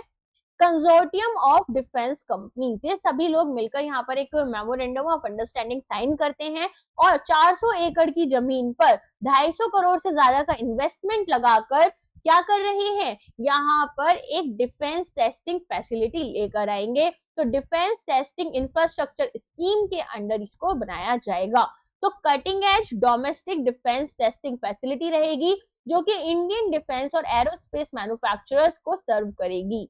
फीचर्स क्या है, टेस्टिंग कैपेबिलिटीज बढ़ाई जाएंगी। तो यहाँ पर यूएवीज हो गए, इलेक्ट्रॉनिक वॉरफेयर्स हो गए, रडार्स हो गए, एरोस्पेस इलेक्ट्रॉनिक्स हो गई, इन सभी को आप आसानी से टेस्टिंग कर पाओगे। यूजर्स कौन है? इंडिया की जो खुद की डोमेस्टिक डिफेंस फर्म्स हैं, जिसमें कि आपके एमएसएमईज भी आ जाएंगे और मेजर मैन्युफैक्चरर्स भी आ जाएंगे। ट्राइपार्टाइट एग्रीमेंट है, यहाँ पर 3 पार्टीज मिलकर इसको कर रही है। तो 3 पार्टीज कौन कौन सी है? मिनिस्ट्री ऑफ डिफेंस, तमिलनाडु और इंडस्ट्री कंसोर्टियम। स्ट्रेटेजिक रोल क्या है? तमिलनाडु का जो डिफेंस इंडस्ट्रियल कॉरिडोर है इसे स्ट्रेंथन किया जाएगा। ठीक है, चलो अच्छा, और कौन सा डिफेंस कॉरिडोर है? देखो इसी के साथ साथ ना उत्तर प्रदेश का भी डिफेंस इंडस्ट्रियल कॉरिडोर आया था इस वाले बजट में। बजट मुझे याद नहीं है कौन से नंबर का था। चलो, तो डीटीआईएस जो है वो अलाइन करेगा defence production and export promotion policy 2020 के साथ में। तो ये मेक इन इंडिया और आत्मनिर्भर भारत अभियान को सपोर्ट करेंगे। नेक्स्ट अब आ जाते हैं हमारी दूसरी कैटेगरी पर। इसके साथ में हमारे नेशनल अफेयर्स की जो न्यूज है वो खत्म हो चुकी है। अब हम शुरू करेंगे इंटरनेशनल अफेयर्स। इंटरनेशनल अफेयर्स में सबसे पहली न्यूज है यूएस और यूनेस्को के रिलेशंस के बारे में। तो यूएस जो है वो फुल मेंबर है यूनेस्को का। आपको पता है लास्ट टाइम जब डोनाल्ड ट्रंप की सरकार आई थी तो उन्होंने बोल दिया था कि डोनाल्ड ट्रंप ने बोल दिया था यूएस का अब जो है यूनेस्को का मेंबर नहीं रहेगा। फिर उसके बाद में जो बाइडेन की सरकार आई तो उन्होंने फिर से रिज्वाइन किया। अब यहाँ पर कोई रिसेंट विड्रॉल देखने के लिए नहीं मिल रहा है। ठीक है, तो यहाँ पर हम देख सकते हैं कि पूरा का पूरा इनका टाइम है कि एक बार ये फाउंडिंग मेंबर थे, फिर विड्रॉ कर लिया, फिर आ गए, फिर यहाँ पर विड्रॉ किया, फिर यहाँ पर विड्रॉल हो चुका था, फिर रिज्वाइन कर लिया जो बाइडेन के उसमें मैंने जैसे बताया था। ठीक है, तो गेम चल रहा है।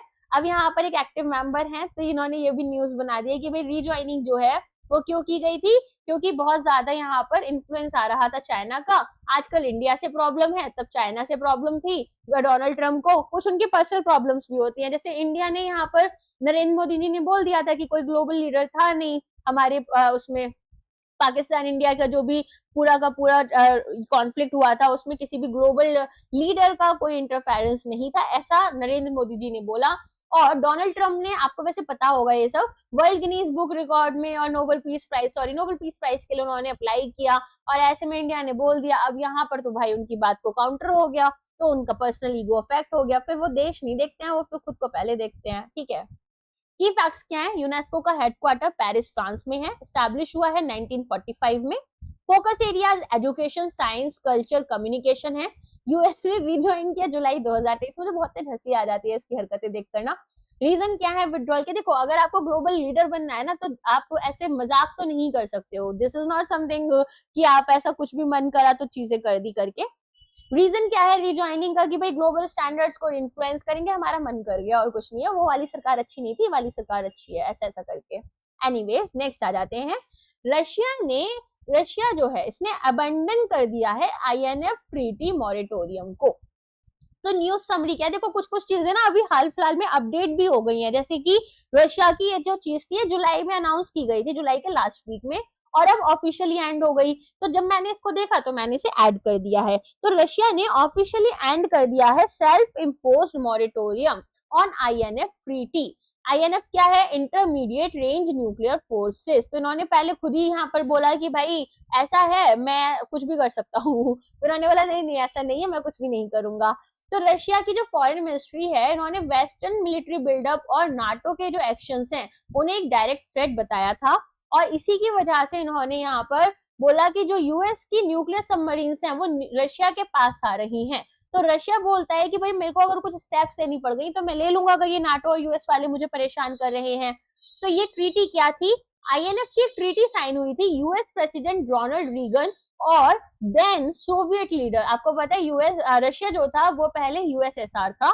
तो यहाँ पर मिखाइल गोर्बाचेव ने इसको साइन किया था 1987 में। क्यों किया था? कुछ कुछ तो कोल्ड वॉर इनका चल रहा था, आपको पता ही है। कोल्ड वॉर हुआ था, 2 वर्ल्ड वॉर के बाद में एक कोल्ड वॉर हुआ था। तो ग्राउंड लॉन्च्ड मिसाइल्स जो हैं उन्हें बैन करने की बात की गई, जिनकी रेंज 500 से 5000 किलोमीटर है। इसमें न्यूक्लियर और कन्वेंशनल दोनों मिसाइल्स थी। फिर यूएस का विड्रॉल देखा गया 2019 में। प्रेसिडेंट डोनाल्ड ट्रंप ने यहाँ पर बोला कि भाई रशिया वायलेट कर रहा है। रशिया का मॉरेटोरियम आया, इन्होंने वॉलंटरीली इसे कंटिन्यू किया। फिर मॉरेटोरियम पीरियड अब इनका खत्म हो गया क्योंकि वेस्टर्न कंट्रीज जो है वो अभी डिस्टेबलाइजिंग एक्शंस दिखा रही हैं एज पर रशिया।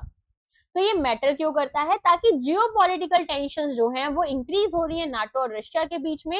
नाटो आपको पता है ना, नॉर्थ अटलांटिक ट्रीटी है, तो यहाँ पर उनके बीच में क्या हो रही है, कुछ ना कुछ आपकी टेंशंस बढ़ती जा रही हैं। ग्लोबल आर्म्स कंट्रोल आर्किटेक्चर कहीं ना कहीं वीकन हो रहा है। यूएन आपको पता ही है अब एकदम सस्ती बॉडी हो चुका है, पता नहीं कहाँ सोता रहता है।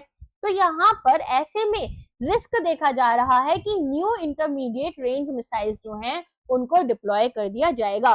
Guys, do you know, Ukraine के ऊपर जो रशिया ने वॉर किया था कोई पर्सनल एनिमिटी की वजह से नहीं किया था, बट रशिया चाहता था कि वो यूक्रेन को कैप्चर कर ले।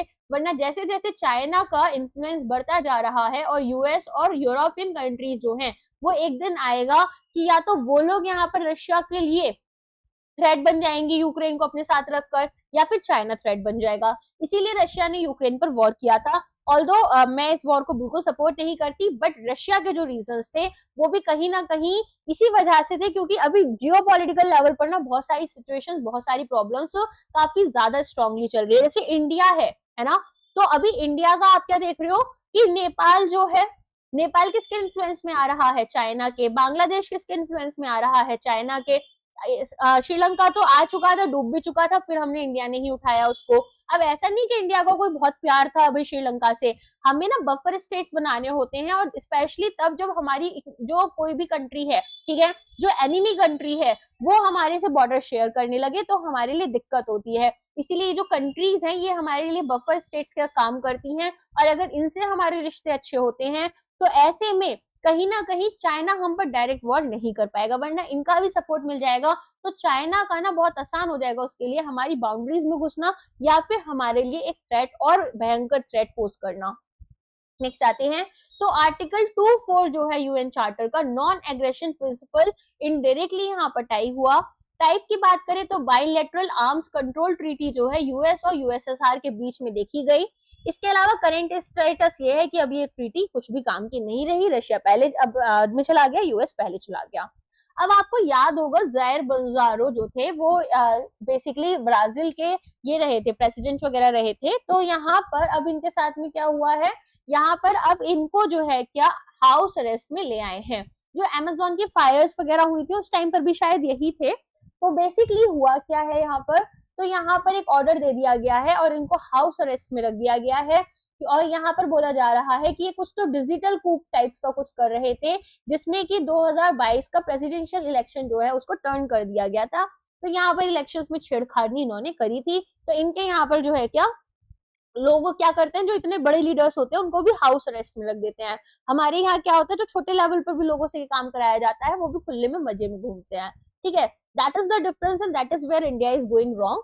एनीवेज, कम्युनिकेशन रिस्ट्रिक्शंस जो है वो भी इम्पोज कर दी गई हैं, और साथ में जो प्लॉट है वो यहाँ पर डिसइंफॉर्मेशन कि ब्राजील की जो इलेक्ट्रॉनिक वोटिंग सिस्टम है उससे रिलेटेड, जैसे इंडिया में होता रहता है ना, अरे ईवीएम मशीन हैक हो गई है, अरे ये हो गया वो हो गया। मेजर प्रॉब्लम्स, एक्चुअल प्रॉब्लम्स नहीं बोलेंगे, ईवीएम हैक बता देते हैं। तो ये जो प्रॉब्लम्स हैं इसी से रिलेटेड यहाँ पर फिर इन्होंने 2023 में कुछ राइट्स भी कराई थी, जैसे दिल्ली में राइट्स हुई थी तो वो कराई गई। ऐसे इंडिया में भी राइट्स कराते रहते हैं हमारे अलग अलग पार्टीज के अलग अलग लीडर्स, जैसे वेस्ट बंगाल में ममता बनर्जी कराती है, हमारे यहाँ कुछ नहीं होता। दूसरे देशों में ये बड़ी प्रॉब्लम है। फिर यहाँ पर इन सब चीजों को लेकर बेसिकली यहाँ पर तो हमें एक लेसन ही लर्न कर लेना चाहिए, और तो कुछ खास है नहीं। आगे आते हैं, ये इंपॉर्टेंट और बहुत इंपॉर्टेंट न्यूज है। और क्यों इंपॉर्टेंट है, क्योंकि ये ह्यूमैनिटी के बारे में भी बात कर रही हो और आपके सिलेबस से भी रिलेटेड है। तो यहाँ पर आप देख सकते हैं 2025 में क्या हुआ। 2025 यूएनएसओएफआई रिपोर्ट आई जो बात करती है state of food security and nutrition, कहाँ पर, पूरे वर्ल्ड में। इन्होंने बोला ग्लोबल हंगर तो डिक्लाइन कर रही है, लेकिन जो डिस्पैरिटीज है, जो यहाँ पर गैप्स हैं, जो यहाँ पर इनइक्वालिटीज हैं, वो अभी भी चल रहे हैं। तो कौन लेकर आया इसको, FAO, food agriculture organisation, IFAD, UNICEF, WFP और WHO, सब लोग मिलकर लेकर आए हैं। बहुत सारे important, very important international organisations ने मिलकर इसे रिलीज किया है। एग्जाम में आने के चांसेस थोड़े ज्यादा हाई हैं। ग्लोबल हंगर ट्रेंड्स की बात करें तो ग्लोबल हंगर जो है वो डिक्लाइन कर रहा है। अगर कोई भी RBI का एग्जाम, UPSC का एग्जाम, ठीक है, आप देने जा रहे हो, आप ऐसा कोई एग्जाम दे रहे हो जिसमें डिस्क्रिप्टिव ऐसे राइटिंग आएगी, this is a very important topic. तो ये सेकंड कॉन्सेक्यूटिव ईयर के लिए कम हो गई है तो यहाँ पर आप देखेंगे 2024 में 8.2% जो वर्ल्ड की पॉपुलेशन थी, इन्होंने हंगर फेस की 15 मिलियन फ्यूअर देन 2023 और 22 मिलियन फ्यूअर देन इन 2022। तो अब लोग जो हैं, कम लोग बेचारे भूखे रह रहे हैं। तो डिस्पाइट इम्प्रूवमेंट्स, काफी लेवल्स जो है वो हमारी प्री कोविड 19 लेवल से हाई है। कोविड 19 आने के बाद में जो लेवल्स थी पहले उससे बहुत कम हो चुकी थी, लेकिन अब फिर से बढ़ गई, और बढ़ने के बाद में जो पुरानी लेवल्स थी अभी तक हम वहां पर नहीं पहुंच पाए हैं। जैसे आरबीआई ने बोला कि इंडियन इकोनॉमी जो है वो प्री कोविड 19 लेवल आने पर ना 2035 तक का समय ले लेगी। बहुत पहले बोला था, एकदम हाल फिलहाल में नहीं बोला है, बट मुझे याद आ गया इसके साथ में तो मैंने बता दिया। रीजनल वेरिएशंस की बात करें तो इंप्रूवमेंट्स देखी गई हैं southern Asia, southern east Asia और लैटिन अमेरिका में। सेटबैक्स देखे गए हैं अफ्रीका और वेस्टर्न एशिया में। अफ्रीका में 20% से ज्यादा जो पॉपुलेशन है वो अभी भी बेचारी हंगर स्ट्रिकन है, ठीक है, उनको अभी भी मतलब खाना वगैरह इनफ नहीं मिल रहा। जस्ट सी कितनी बड़ी एग्रीकल्चर कंट्रीज है, still food is not available. तो फूड इनसिक्योरिटी ओवरव्यू देखें तो 2024 में 2.3 बिलियन पीपल 28% ग्लोबली मॉडरेट से सीवियर फूड इनसिक्योरिटी उन्होंने फेस की, जिसमें कि 335 मिलियन जो है वो आपका 2019 से ज्यादा है और 683 मिलियन ज्यादा है 2015 से, जो एसडीजी का बेस लाइन ईयर है। बेस लाइन ईयर मतलब हम इससे रेफरेंस लेकर कंपेयर करते हैं चीजों को। तो एसडीजी हमें अचीव कब तक करना है? 2030 तक। बेस लाइन ईयर कौन सा है? 2025। 2030 तक 1212 मिलियन लोग जो हैं वो स्टिल अंडर नरिश रहेंगे, प्रॉपर न्यूट्रिएंट्स उनके पास नहीं होंगे, जो कि 60% जो है इनमें अफ्रीका से ही होंगे। नेक्स्ट यहाँ पर एक्सेस और अफोर्डेबिलिटी की बात की जाए तो 2021 से 2023 तक फूड इन्फ्लेशन प्राइसेस जो हैं वो सर्ज कर गए, 30% तक यहाँ पर पहुंच गया फूड प्राइस। जो आप सामान, बेसिक सामान खाने का ना, आलू, आटा, ये सारी चीजें, तो ये आपकी 30% इनकम रेट जो है वो बढ़ गया है in many low income Nations. Globally अगर हम बात करें तो लोग जो है वो एक हेल्दी डाइट अभी अफोर्ड ही नहीं कर पा रहे हैं, और ऐसे लोगों का नंबर अभी 2.6 बिलियन है, जो कि कम हो चुका है, और पहले 2.76 बिलियन था 2019 में। इन कॉन्ट्रास्ट अफ्रीका में उल्टा हुआ, लोगों का नंबर बढ़ गया और अब 545 मिलियन हो गया। Now there is a lot of data, right. तो अगर आप एक छोटे लेवल का एग्जाम, अगर आप एसएससी सीएचएसएल टाइप्स के एग्जाम देने जा रहे हो तो बेसिक मोटी मोटी चीजें याद कर लेना, जैसे फूड प्राइस इन्फ्लेशन कितना बढ़ा, ग्लोबल हंगर कितना कम हो गया है। लेकिन अगर आप आरबीआई, यूपीएससी ऐसे पेपर देने जा रहे हो तो ये सारे स्टेटमेंट्स को अच्छे से याद कर लेना। अब इन्होंने एक ब्राजील की केस स्टडी भी दी है, जिसमें कि इन्होंने बताया है कि यहाँ पर अंडर नरिशमेंट जो है वो कम हुआ है, और 24 मिलियन लोग जो हैं वो अभी सीवियर फूड सिक्योरिटी से बाहर उनको लाया जा चुका है। एक्सट्रीम पॉवर्टी कम हुई है और अनएम्प्लॉयमेंट जो है वो भी अब रिकॉर्ड लो पर पहुंच चुकी है।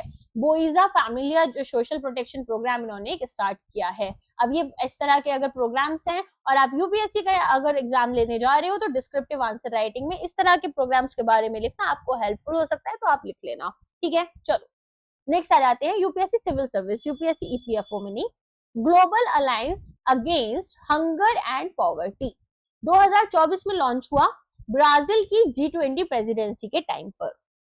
101 कंट्रीज और 92 ग्लोबल इंस्टीट्यूशंस इसका हिस्सा हैं।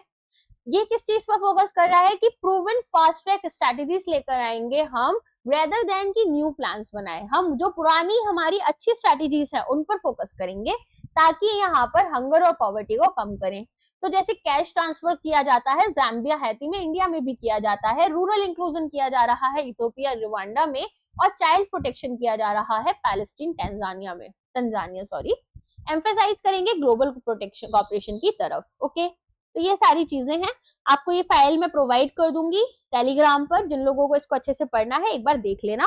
चलिए नेक्स्ट न्यूज पर आ जाते हैं। डिफेंस की अब हमारी न्यूज शुरू हो रही है। नेशनल और इंटरनेशनल अफेयर्स अपन ने कंप्लीट कर लिए। तो डीआरडीओ ने सक्सेसफुली टेस्ट किया है ULP-GM V3 missile from UAV। तो यहाँ पर अब आप देखेंगे कि लोकेशन यहाँ पर टेस्ट रेंज जो है डीआरडीओ की आंध्र प्रदेश में। मिसाइल का नाम है ULP-GM, UAV launch precision guided missile version 3, right. Develop किसने किया? डीआरडीओ ने डेवलप किया है। लॉन्च हुआ है Archer NG MALE UAV medium altitude long endurance next generation, 100 kilometre की इसकी रेंज है। पर्पस क्या है? प्रिसीजन स्ट्राइक होगी अनमैन्ड एरियल व्हीकल्स पर। तो जो भी हमारे अनमैन्ड एरियल व्हीकल्स कौन से होते हैं, जैसे किसी ने यहाँ पर कोई ऐसी व्हीकल है, कोई भी ऐसा क्राफ्ट है जिसमें की लोग नहीं है और यहाँ पर वो हमारे देश पर हमला करना चाहते हैं, तो एकदम प्रिसाइजली जाकर इन्हीं पर अटैक करेगा। ठीक है, आसपास की कोई फ्लाइट जा रही है उस पर अटैक नहीं होगा। मिशन जो है उसके ऑब्जेक्टिव्स क्या क्या थे? एडवांस गाइडिंग सिस्टम हमें वैलिडेट किया गया, कंट्रोल एल्गोरिथम हमारी कैसी है और मैन्यूवरिंग कैसी है वो वेरीफाई किया गया, एक प्री डिजाइन ग्राउंड टारगेट जो है विद हाई एक्यूरेसी वो हमने यहाँ पर हिट किया। चलो नेक्स्ट यहाँ पर बात करें तो जो एनिमी की रडार साइट्स हैं, एयर डिफेंस सिस्टम्स हैं, कम्युनिकेशन नोड्स हैं, टेररिस्ट कैंप्स हैं, उनको ये टारगेट बनाएगा। जैसे आजकल ड्रोन अटैक्स बहुत ज्यादा हो रहे हैं, आपने देखा होगा यूक्रेन ने रशिया में कितना गंदा अटैक किया था, जिसमें कि यहाँ पर उनके जो एयर डिफेंस सिस्टम था, जो एयरक्राफ्ट थे, उनके एयरक्राफ्ट पर ड्रोन से डायरेक्टली अटैक कर दिया था। सारे टारगेट्स जो थे वो एकदम एयरक्राफ्ट को ब्लास्ट कर दिया था। तो ऐसे जो चीजें हो रही हैं अभी, अगर यूक्रेन में हो रही हैं, रशिया में हो रही हैं, तो फिर हमें भी अपना ध्यान रखना पड़ेगा, क्योंकि हमारे लेफ्ट एंड राइट दोनों साइड एक एक एनिमी रहता है। तो सुपर सप्रेशन होगा यहाँ पर enemy air defence without risking manned aircraft. Air जो यहाँ पर लोग हैं उनको कोई भी रिस्क नहीं दिया जा रहा है। तो आत्मनिर्भर भारत इन डिफेंस टेक्नोलॉजी की तरफ हमारा काफी अच्छा स्टेप है। अच्छा, अब इसके लिए इंडिया एग्जाम्स के लिए क्यों जरूरी है? इंडिजिनियस मिसाइल सिस्टम है, इंडिया का यूएवी बेस्ड स्ट्राइक कैपेबिलिटी को बढ़ा रहा है, नेटवर्क सेंट्रिक और अनमैन्ड वॉरफेयर में हेल्प करेगा इंडिया को, और make in India in defence export policy को भी अलाइन कर रहा है। नेक्स्ट आ जाते हैं, टर्की ने अनवील किया है इंडिजिनियस लॉन्ग रेंज मिसाइल। नाम क्या है इसका? Tayfun block 4। IDF 2025 international defence industry fair में इस्तांबुल में इसको अनाउंस किया गया। हम क्यों पढ़ रहे हैं इंडिया वाले? क्योंकि इस तरह का कोई भी अगर टेक्नोलॉजी आ रहा है तो हमें पता होगा, हम भी अपने लिए बनाएंगे, वरना टर्की से कौन खरीदता है? आपको पता है ना, हमारा एनिमी नेशन पाकिस्तान। तो टेफन ब्लॉक 4 डेवलपर कौन है? रॉकस्तान है। टाइप क्या है? रोड मोबाइल बॉलिस्टिक मिसाइल है, रेंज 1200 किलोमीटर की है। हाइपरसोनिक क्लेम जो है, अब ये जो मिसाइल है यहाँ पर हाइपरसोनिक स्पीड से चलती है, जो कि मैच 5 से आपकी ज्यादा रहेगी अपने टर्मिनल फेज में। और यहाँ पर ऐसा बोला गया था कि ये ना एक ट्रू हाइपरसोनिक ग्लाइड व्हीकल है, जो कि यहाँ पर ऐसा कुछ भी देखा नहीं गया। नेक्स्ट आते हैं, यहाँ पर ऑफिशियल कमेंट्स की जरूरत नहीं है, नोटेबल इवेंट याद रख लेना, IDF 2025 हुआ, डेवलपर इसका रोकिस्तान है, बॉलिस्टिक मिसाइल है, 1200 किलोमीटर की रेंज है और हाइपरसोनिक स्पीड के साथ में चलेगी। नेक्स्ट इंपॉर्टेंट न्यूज है ये, गोवा शिपयार्ड ने ICGS अटल 6th fast patrol vehicle vessel यहाँ पर लॉन्च किया है। ठीक है, तो यहाँ पर ICGS अटल इसका नाम है, गोवा शिपयार्ड लिमिटेड ने इसको किया है, वास्को दा गामा गोवा में। अच्छा, प्रोजेक्ट की डिटेल्स पढ़ लेते हैं। तो टोटल इसमें FPVs जो है वो आपके 8 हैं। बिल्डर ऑफ कोर्स यहाँ पर GSL होगा। डिजाइन और बिल्ड ये फुल्ली इंडिजिनियस किया गया है, तो टेक्नोलॉजी भी इंडिया की है और टेक्नोलॉजी को इम्प्लीमेंट कर जो पूरे पार्ट्स वगैरह बने हैं वो सब भी इंडिया के हैं, हार्डवेयर सॉफ्टवेयर दोनों कंपोनेंट्स।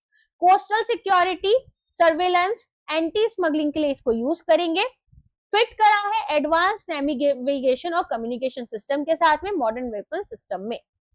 ठीक है, इंडिया के कोस्ट गार्ड के पेट्रोल और रिस्पांस कैपेबिलिटी में ये हेल्प करेगा। जैसा कि आपने देखा था, इंडिया ने अपने कोस्ट गार्ड्स को बेसिकली कब डिप्लॉय करना शुरू किया और कोस्ट लाइन को कब इंप्रूव करना शुरू किया, पता है? 2008 का जो मुंबई अटैक हुआ था, जिसमें वो कसाब पकड़ा गया था, तो वो लोग आए कहां से थे? वहीं से आए थे। तो तभी से हमने देखा कि भाई हमें पेट्रोलिंग की बहुत जरूरत है, अदरवाइज ये लोग यहाँ से भी अपने लोग भेजने लग गए हैं पाकिस्तानी। तो मैरीटाइम सिक्योरिटी को एनहांस करने की बात हुई और लॉ इन्फोर्समेंट किया जाएगा एक्सक्लूसिव इकोनॉमिक जोन में।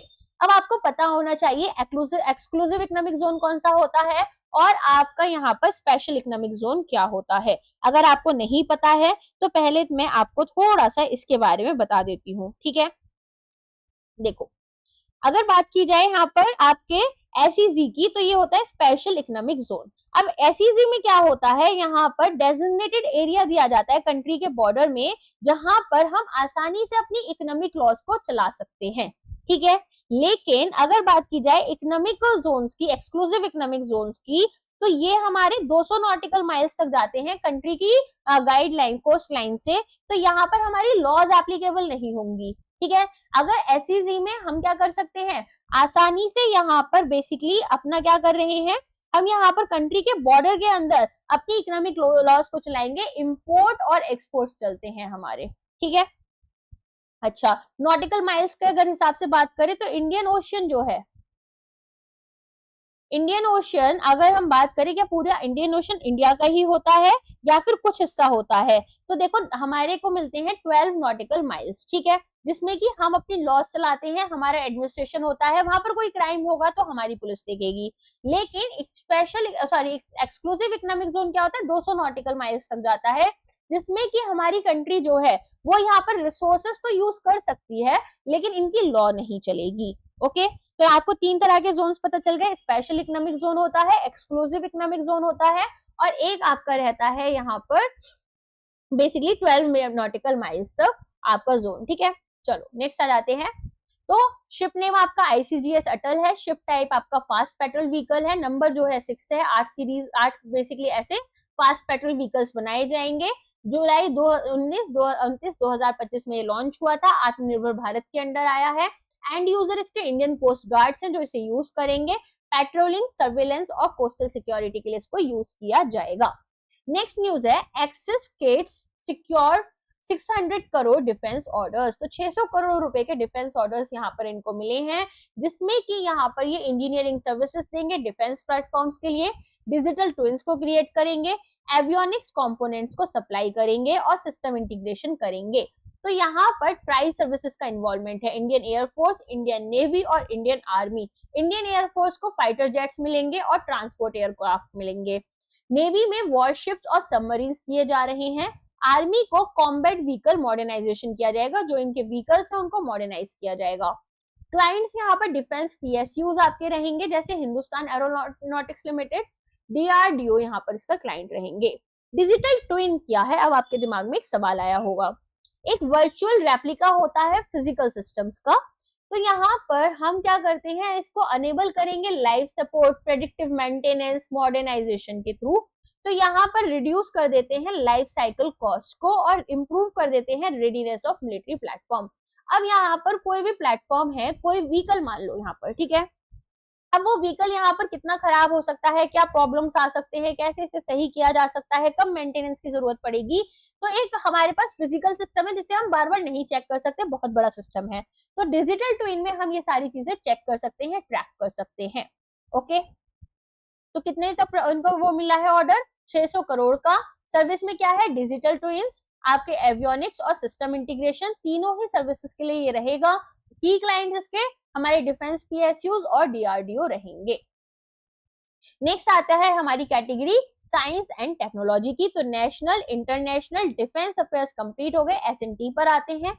इसरो और NIOT that is national institute of ocean technology, इन्होंने मिलकर एक एमओयू साइन किया है, मत्स्य 6000 मैन्ड सबमर्सिबल, ठीक है। तो यहाँ पर क्या होगा, यहाँ पर इसरो का विक्रम साराभाई स्पेस सेंटर जो है, इसके साथ में ये एमओयू साइन किया गया है, जिसमें कि डिजाइन और मैन्युफैक्चर किया जाएगा टाइटेनियम पर्सोनल स्फीयर को, ठीक है। तो एक क्रू मॉड्यूल तैयार किया जाएगा जिसका डायमीटर्स कुछ इस तरीके से दे रखे हैं। टाइटेनियम एलॉय के बारे में आपको पता होगा, ये बहुत स्ट्रॉन्ग एलॉय होता है, तो यहाँ पर स्टील वगैरह से भी काफी स्ट्रॉन्ग होता है। तो अगर हम इसे यूज करना चाहे तो हम कैसे यूज कर सकते हैं, जैसे कि जैकेट्स वगैरह बनाई जाती हैं यहाँ पर गोली वगैरह से बचने के लिए, है ना, तो उन सब के लिए हम इसको यूज करते हैं।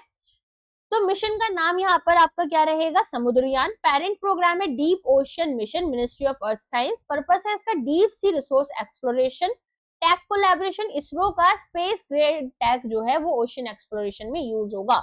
इंडिया की ब्लू इकोनॉमी को एनहांस किया जाएगा और इंडिया अब कुछ एलीट क्लब्स को ज्वाइन कर लेगा, जिसमें कि मैन्ड डीप सी कैपेबिलिटीज रहेंगी। डीप सी कैपेबिलिटीज आपको पता है, अगर समुद्र के एकदम अंदर जाया जाए तो बहुत ज्यादा रिसोर्सेज मिलेंगे जिनको हम एक्सप्लोर कर सकते हैं, यूज कर सकते हैं। तो यहाँ पर उसी की बात हो रही है। वाई इसरोस VSSC, तो डिकेड्स ऑफ एक्सपीरियंस देखा गया है high strength light weight structures के साथ में, स्पेस लॉन्च व्हीकल्स को बिल्ड किया जाएगा, ह्यूमन क्रू मॉड्यूल से यहाँ पर स्टार्ट होंगे ताकि ह्यूमन भी डीप स्पेस में जा पाए, वहां से भी चीजें देख पाए, अपनी रिसर्च कर पाए। तो मत्स्य 6000 NIOT चेन्नई के साथ में यहाँ पर इसको स्टार्ट किया जाएगा। इसरो का विक्रम साराभाई स्पेस सेंटर जो है वो इसका स्पेयर डेवलपर रहेगा। ठीक है, चलिए नेक्स्ट आ जाते हैं, इंडिया का AI रेगुलेशन प्लान। अब आपको पता है हर कंट्री को अपना एक रेगुलेशन प्लान लेकर आ जाना चाहिए आर्टिफिशियल इंटेलिजेंस से रिलेटेड। तो इंडिया ने यहाँ पर काफी अच्छी लीडरशिप दिखाई है।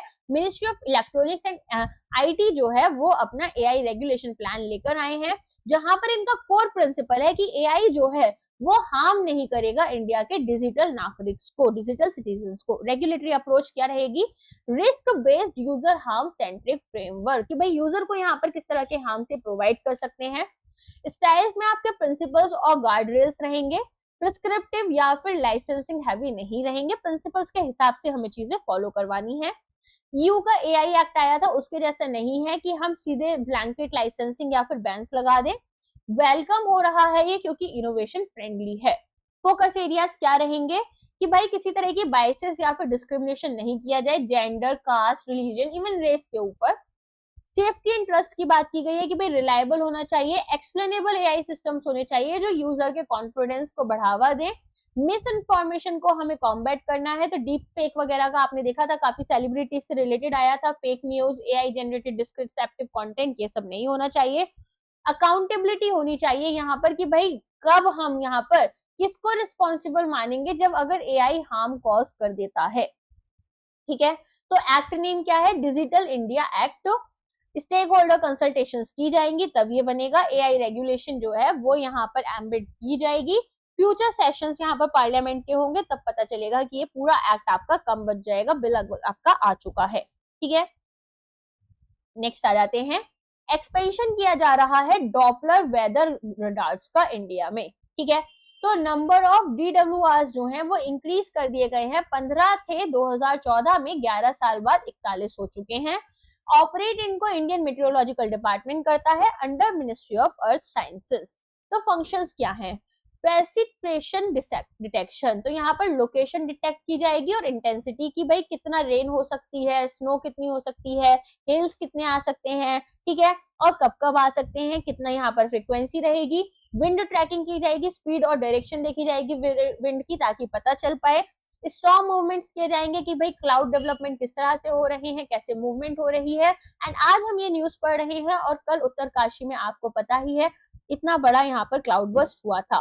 तो कुछ लोग इंटरनेट पर डिस्कस कर रहे हैं कि क्लाउड बर्स्ट जो है उसमें ह्यूमन का कुछ भी रोल नहीं होता, बट डेफिनेटली होता है जब आप डिफोरेस्टेशन कर रहे हो, जब आप यहाँ पर पहाड़ों को काट रहे हो, उनके स्लोप्स को खत्म कर रहे हो, तो कहीं ना कहीं ये नेचर का एक तरीका है जिससे कि वो हमें गिव बैक कर रही है। और नेचर को ये नहीं पता है कि गवर्नमेंट कौन है और इंसान कौन है या फिर लोकल सिटीजन कौन है। ठीक है, तो यहाँ पर कहीं ना कहीं हमें थोड़ा एनवायरमेंट फ्रेंडली हो रहे हैं हम, अच्छी बात है। नेचर फ्रेंडली भी हमें बनना पड़ेगा, हमें थोड़ा नेचर का भी ख्याल रखना पड़ेगा। सीवियर वेदर अलर्ट्स की बात की जाए तो लीड टाइम यहाँ पर आवर्स में प्रोवाइड कर दिया जाएगा कि भाई साइक्लोन्स आने वाले हैं, थंडरस्टॉर्म्स आने वाले हैं, क्लाउड बर्स्ट आने वाले हैं, तो जिन लोगों को डिस्प्लेस करने की जरूरत है उन्हें डिस्प्लेस किया जाएगा ताकि डेथ कम हो यहाँ पर। ठीक है, जान का नुकसान कम हो, माल का तो एनीवेज हो जाए फिर भी कोई बात नहीं, लेकिन जान का तो कम से कम ना ही हो। डिजास्टर मैनेजमेंट की अगर हम बात करें तो अर्ली वार्निंग यहाँ पर साइक्लोन्स, फ्लड्स की दी जाएगी, बेटर इवैक्यूएशन हो पाएगा। एग्रीकल्चर में हेल्प होगी, सोइंग कब करनी है, इरिगेशन कितना चाहिए, हार्वेस्ट डिसीजंस क्या लेने हैं। एविएशन और शिपिंग में भी हेल्प हो जाएगी, जैसा कि आपको पता है यहाँ पर जनरल बिपिन रावत जो है उनका एयरक्राफ्ट तो इसी वजह से यहाँ पर टकराया था क्योंकि क्लाउड्स में वो फंस गए थे और फिर डायरेक्टली जाकर एक हिल को उन्होंने मतलब बेसिकली एक हिल से जाकर उनका एयरक्राफ्ट जो था, हेलीकॉप्टर जो था वो टकरा गया था। तो इस तरीके से यहाँ पर फर्स्ट हेल्प मिलेगी। चलिए नेक्स्ट आ जाते हैं स्पोर्ट्स न्यूज पर। तो ये तो एक सिंपल सी न्यूज है कि भाई इंडिया जो है इन्होंने टेस्ट सीरीज अपनी इंग्लैंड के अगेंस्ट जीत ली है 3-2 की विक्ट्री के साथ में। ये कहां पर हुई थी, द ओवल लंदन में हुई थी। ठीक है, इंडिया ने इसको फाइनल टेस्ट को 6 रन से जीत लिया है। नेक्स्ट अगर हम बात करें यहाँ पर आपकी पटौडी ट्रॉफी जो है वो यहाँ पर आपकी कंटेस्ट हो रही है इंडिया और इंग्लैंड के बीच में। तो पूछ सकते हैं पटौडी ट्रॉफी किससे रिलेटेड है, आजकल एसएससी कुछ अजीब से एग्जाम वो दे देती है तो उसके लिए ये थोड़ा जरूरी है। नेक्स्ट न्यूज आती है, this is very important. AIFF ने लॉन्च किया है pension and benevolence funds for Indian football federation. तो ऑल इंडिया फुटबॉल फेडरेशन, यहाँ पर इन्होंने एक बार तो अपना फंड पता है क्यों यूज किया था, ताकि ये एस्ट्रोलॉजर से ये पता कर पाए कि कितने मैचेस वो जीत सकते हैं और क्या क्या प्रॉब्लम्स उनके यहाँ पर आ रही है। तो ऐसा भी उन्होंने किया था। बट एनीवेज इस बार अच्छे से अपने फंड्स यूज करें। तो पेंशन फंड्स यहाँ पर बनाए जाएंगे, तो मंथली फाइनेंशियल सपोर्ट मिलेगा। टारगेट ग्रुप यहाँ पर सीनियर इंटरनेशनल फुटबॉलर्स रहेंगे, मैन एंड वीमेन। पर्पस है कि रेगुलर मंथली पेंशन इनको मिलती रहे जिन्होंने इंडिया को सीनियर लेवल पर रिप्रेजेंट किया है। एलिजिबिलिटी जो है वो अभी डिसाइड की जा रही है कि एज थ्रेशोल्ड क्या होगा, नंबर ऑफ कैप्स क्या होंगे। बट ऑफ कोर्स AIFF बहुत ज्यादा न्यूज में रहता नहीं है, रहता भी है तो कुछ ऐसे रीजन है जो मैंने आपको बताए। तो ऐसी सिचुएशन में कुछ नया ये लोग लेकर आ रहे हैं ताकि हमारे जो स्पोर्ट्स पर्सन है उनको भी कुछ यहाँ पर सोशल सिक्योरिटी मिले, कुछ बेटर वो कर पाए। तो ये एक बहुत अच्छा पॉइंट है। तो यहाँ पर AIFF की एग्जीक्यूटिव कमेटी ने इसको लॉन्च किया है। नेक्स्ट आ जाते हैं, this is a very very good news and a very important news. Divya Deshmukh ने FIDE विमेंस वर्ल्ड कप 2025 जीत लिया है। तो यहाँ पर ये पहली इंडियन वुमेन बन गई हैं जिन्होंने FIDE विमेंस वर्ल्ड कप जीता है। प्रेस्टिजियस नॉकआउट चेस टूर्नामेंट था जो कि FIDE ने यहाँ पर इसको ऑर्गेनाइज किया था। विनर है Divya Deshmukh, international master and women grand master बन चुकी हैं। थर्ड वुमेन बनी है एवर जो कि यहाँ पर इस टाइटल को जीत रही हैं जब से इस फॉर्मेट का इंसेप्शन हुआ है, ये फॉर्मेट आया है। फाइनल मैच यहाँ पर जो था वो क्लासिकल गेम्स ड्रॉ हो गए थे। दिव्या ने इसके बाद में टाई ब्रेक रैपिड गेम्स में ट्रम्प किया, जीता और यहाँ पर दिखाया कि भाई कितनी स्ट्रांग है वो एंड कितना उनका दिमाग तेज चलता है। पास्ट चैंपियंस की बात करें तो अलेक्जेंड्रा कोतुसनिक 2021 में, फिर यहाँ पर अलेक्जेंड्रा गोरियाचिकना, तो यहाँ पर आई थिंक थोड़ा प्रोनाउंसिएशन मेरा गलत है तो I am really sorry for that, तो चकीना आई थिंक होगा ये। तो ये जो है इन्होंने सेकंड, उसमें ये सेकंड वुमेन बनी थी और थर्ड बन गई है इंडिया की दिव्या देशमुख। सिग्निफिकेंस क्या है, पहली इंडियन वुमेन है जो कि यहाँ पर वर्ल्ड कप जीती है, विमेन्स वर्ल्ड कप जीती है और विमेन का पार्टिसिपेशन कहीं ना कहीं बूस्ट होगा इसके थ्रू। अब आते हैं हमारी नेक्स्ट कैटेगरी के ऊपर, that is appointments and resignations. तो जस्टिन सिंगुयुमवा प्राइम मिनिस्टर बन गए हैं रुवांडा के। रुवांडा काफी इंपॉर्टेंट कंट्री रहती है, आपकी अफ्रीका में है। तो इनको अपॉइंट किया है वहां के प्रेसिडेंट पॉल कगामे ने, हेड ऑफ गवर्नमेंट बन जाएंगे। की एजेंडा है कि भाई विजन 2025 लेकर आएंगे आपका रुवांडा का। रिप्लेस किया है इन्होंने एडुआर्ड निग्रेंटो को, ठीक है। चलिए नेक्स्ट आता है निर्मल मिंडा, सीनियर वाइस प्रेसिडेंट बन गई हैं एसोचैम की, associated chambers of commerce and industry. तो यहाँ पर चेयरमैन है ये ऊनो मिंडा के और policy advocacy industry government interface में ये काम करेंगे। इसके बाद में यहाँ पर ये हो सकता है कि प्रेसिडेंट भी बन जाएं एसोचैम के। नेक्स्ट है रघुराम अय्यर जिनको बनाया गया है CEO इंडियन ओलंपिक एसोसिएशन का। तो यहाँ पर ये फॉर्मर एग्जीक्यूटिव थे राजस्थान रॉयल्स, मुंबई इंडियंस के। इसके अलावा फर्स्ट एवर CEO बने हैं under new IOA Indian Olympic association. Objective है कि भाई प्रोफेशनलिज्म लेकर आना है और कॉर्पोरेट स्टाइल गवर्नेंस होना चाहिए और क्रिएट करेंगे ये यहाँ पर एक एंटी डोपिंग पैनल भी बन रहा है, जिसका आपको पता है कि इंडिया में तो हमारे बहुत सारे प्लेयर्स को पता ही नहीं होता है कि जो वो यहाँ पर इंजेक्शंस वगैरह ठोक रहे हैं उसमें भी यहाँ पर डोपिंग लग जाता है। क्यों? क्योंकि बहुत बार उनका जो खाना वो खा रहे हैं, जो यहाँ पर माइट भी मेडिसिन ले रहे हैं, देखो कुछ केसेस में पता होता है, कुछ केसेस वो लोग जानकर करते हैं, कुछ केसेस में सच में नॉलेज नहीं होती है, तो दोनों चीजें हैं। तो ये एक बहुत बड़ी प्रॉब्लम हो गई है इंडियन स्पोर्ट्स के लिए, इंडियन गेम्स के लिए, इंडियन एथलीट्स के लिए। तो यहाँ पर इसके लिए भी एक पैनल बनाया जा रहा है जो कि WADA कोड के हिसाब से जाएगा, वर्ल्ड एंटी डोपिंग कोड रहेगा।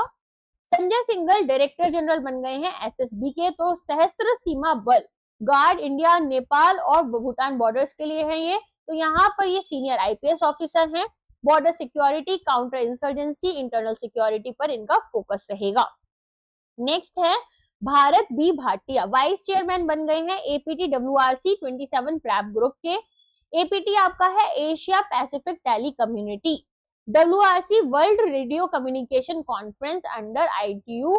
तो यहाँ पर इनका रोल क्या रहेगा, वाइस चेयरपर्सन बने हैं और एडिटोरियल चेयर बन गए हैं वर्ल्ड रेडियो कम्युनिकेशन कॉन्फ्रेंस 27 के लिए, ठीक है। नेक्स्ट है रॉबर्ट रवि, ये यहाँ पर CMD बन गए हैं BSNL और MTNL के। 3 महीने का इनको एक्सटेंशन मिल गया है। तो PSUs हैं आपकी BSNL और MTNL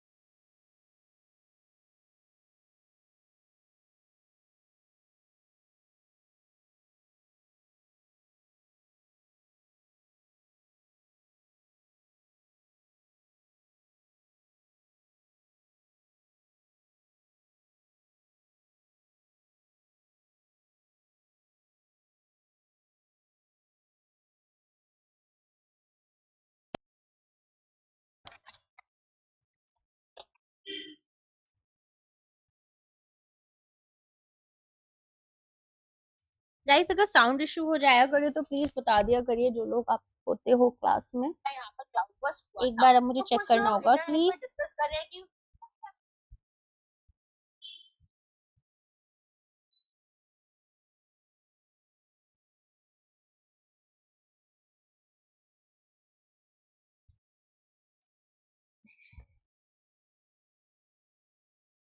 हेलो हेलो हेलो, हाँ जी अब आवाज आ रहा है। हाँ तो अपन देख लेते हैं, देखो कुछ न्यूज बीच में डेज वाली हैं तो वो आप लोग एक बार ही रीड कर लेना, राइट। चलो बाकी देख लेते हैं, बैंकिंग और फाइनेंस की यहाँ पर कुछ न्यूज हैं जिसको आप स्किप भी कर सकते हो अगर आप बैंकिंग का एग्जाम नहीं दे रहे हो, वीडियो को थोड़ा आगे से देख सकते हो। तो सबसे पहले अगर हम बात करें आज की न्यूज की, तो आरबीआई ने करेक्टिव एक्शन प्लान लगाया था बेसिकली रेलीगेयर फिनइन्वेस्ट के ऊपर। ये प्लान आपको क्यों लगता है? ये तब लगता है जब कोई भी बैंक या फिर कोई एनबीएफसी कुछ गड़बड़ कर देता है तो इसको लगाया जाता है ताकि वो इस तरह की कोई गड़बड़ ना करे, ठीक है। तो अब यहाँ पर इस प्लान को अपलिफ्ट कर दिया गया है, नया यहाँ पर बोर्ड ऑफ डायरेक्टर्स लेकर आए हैं, नए यहाँ पर आपके प्रमोटर्स लाए गए हैं। तो न्यू प्रमोटर्स में आपके बर्मन फैमिली आई है, डाबर ग्रुप की, जिनका एक कंट्रोलिंग स्टेक दिया गया है। तो लैंडिंग एक्सपेंशन कैपिटल एक्सपेंडिचर, जैसे आप कोई फिक्स एसेट खरीद रहे हो, लैंड मशीनरी ये सब अगर आप खरीद रहे हो तो इसे बोलते हैं कैपिटल एक्सपेंडिचर। डिविडेंड, आप अपने शेयर होल्डर्स को जो पैसा वापस देते हो प्रॉफिट का हिस्सा, वो भी नहीं दे सकते हो। और मैनेजरियल रेन्यूमरेशन। नेक्स्ट आते हैं इम्प्लीकेशन क्या है यहाँ पर आरबीआई के डिसीजन का। ऑपरेशनल फ्रीडम मिल जाएगा विनय, ग्रोथ रिज्यूम कर सकते हैं, क्रेडिबिलिटी इंप्रूव हो जाएगी थोड़ी, और फाइनेंशियल फ्लेक्सिबिलिटी मिल जाएगी, ठीक है। चलिए नेक्स्ट आता है, फेडरल बैंक ने लॉन्च किया है इंडिया का पहला बायोमेट्रिक ऑथेंटिकेशन। किसके लिए? ई कॉमर्स कार्ड पेमेंट्स के लिए। तो लोकेशन क्या है? कोची इंडिया इसकी लोकेशन है। अर्ली अगस्त में ये यहाँ पर लॉन्च हुआ है आपका। तो यहाँ पर बैंक आपका प्लेटफॉर्म कौन सा है? फेडरल बैंक है, और फेड मोबाइल इनका प्लेटफॉर्म रहेगा। सेक्टर की बात करें तो डिजिटल पेमेंट्स ई कॉमर्स यहाँ पर इनका प्लेटफॉर्म है। की हाईलाइट की बात करें तो इंडिया का पहला बायोमेट्रिक ऑथेंटिकेशन होगा for card based e commerce transactions. OTPs की यहाँ पर जरूरत पड़ेगी नहीं, टेक्नोलॉजी जो है वो इन हाउस डेवलप की गई है। तो क्या होगा यहाँ पर? बायोमेट्रिक ऑथेंटिकेशन किया जाएगा फेड मोबाइल ऐप के थ्रू।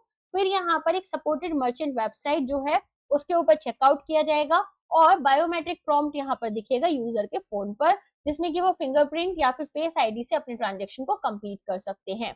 तो इंपॉर्टेंट क्यों है? क्योंकि यहाँ पर सिम स्वैप फ्रॉड्स जो होते हैं, फिशिंग होती है, वो सबसे बच जाएंगे। कन्वीनियंस रहेगा, फास्टर चेकआउट हो पाएगा, प्रिवेसी एश्योरेंस मिल सकता है, और इनिशियल ये फेज में रोल आउट होगा। नेक्स्ट आ जाते हैं यहाँ पर एक्सफ्लो को इन प्रिंसिपल नोड मिल गई है आरबीआई से क्रॉस बॉर्डर पेमेंट एग्रीगेटर। तो जो यहाँ पर क्रॉस बॉर्डर पेमेंट्स होती हैं उसमें ये एग्रीगेटर की तरह काम करेंगे। तो ये इसका क्या मतलब है कि इनको आरबीआई की कंप्लायंस और सिस्टम ऑडिट्स को फॉलो करना पड़ेगा। इसके अलावा यहाँ पर इंपोर्ट और एक्सपोर्ट ट्रांजेक्शंस दोनों को ये हैंडल कर सकते हैं। इंटरनेशनल पेमेंट्स को फास्टर, चीपर और ज्यादा ट्रांसपोर्ट यहाँ पर ट्रांसपेरेंट कर दिया जाएगा। फाउंडर्स इसके आनंद बालाजी, अश्विन भटनागर और अभिजीत चंद्रशेखरन है। हेडक्वार्टर्स बैंगलोर में है। टारगेटिंग कस्टमर्स यहाँ पर इंडियन एक्सपोर्टर्स है। मार्केट कंटेक्स्ट की बात करें तो इन प्रिंसिपल अप्रूवल एक्सफ्लो का, स्काइडो का, ब्रिस्क पे और पेपाल वाइस, इन सभी का रहेगा, ठीक है। इसके अलावा यहाँ पर फुल्ली लाइसेंस रहेगा, कैश फ्री पेमेंट्स आपको देखने के लिए मिलेगी, और साथ में इन्वेस्टर्स बैकिंग की बात करें तो लाइट स्पीड, जनरल कैटलिस्ट इसके फाउंडर्स हैं, बेसिकली इनको फंड प्रोवाइड कर रहे हैं। नेक्स्ट आते हैं, अनुराधा ठाकुर को अपॉइंट किया गया है director on RBI central board. तो यहाँ पर अब आपके लिए सेंट्रल बोर्ड ऑफ आरबीआई में डायरेक्टर आ गई हैं अनुराधा ठाकुर जी भी।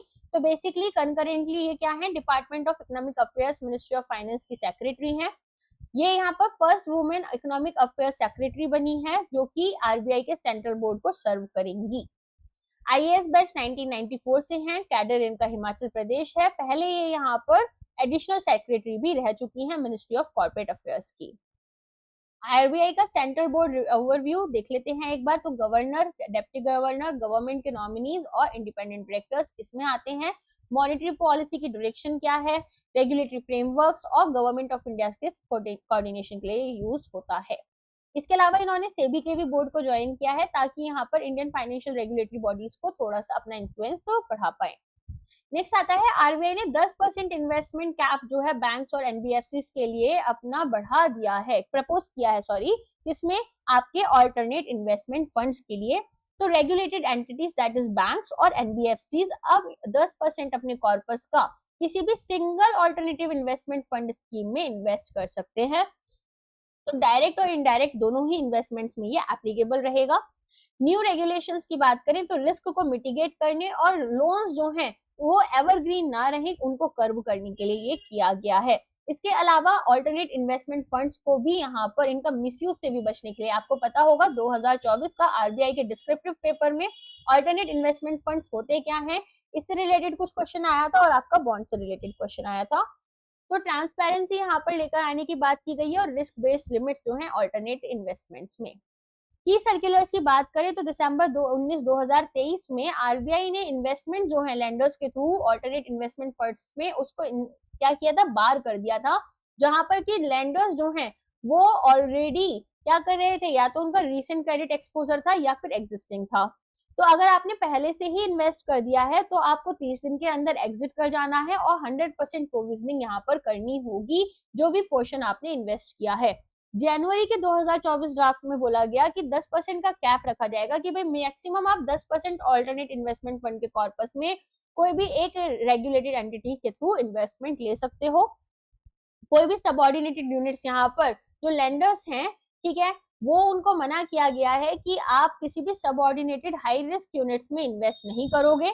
एक्सपोजर लिमिट्स जो हैं वो आपके एग्रीगेट एक्सपोजर्स जो हैं उसके ऊपर कैप अप्लाई हो रहा है कि अगर कोई ऑल्टरनेट इन्वेस्टमेंट फंड इन्वेस्ट करेगा इस ऐसी कंपनी में जहां पर कि बोरोवर जो है लेंडर का, ठीक है, वो आपको देखने के लिए मिल रहा है। इक्विटी फंड एक्सक्लूजन की बात करें तो कुछ equity focused alternate investment funds को भी एग्जाम किया गया है।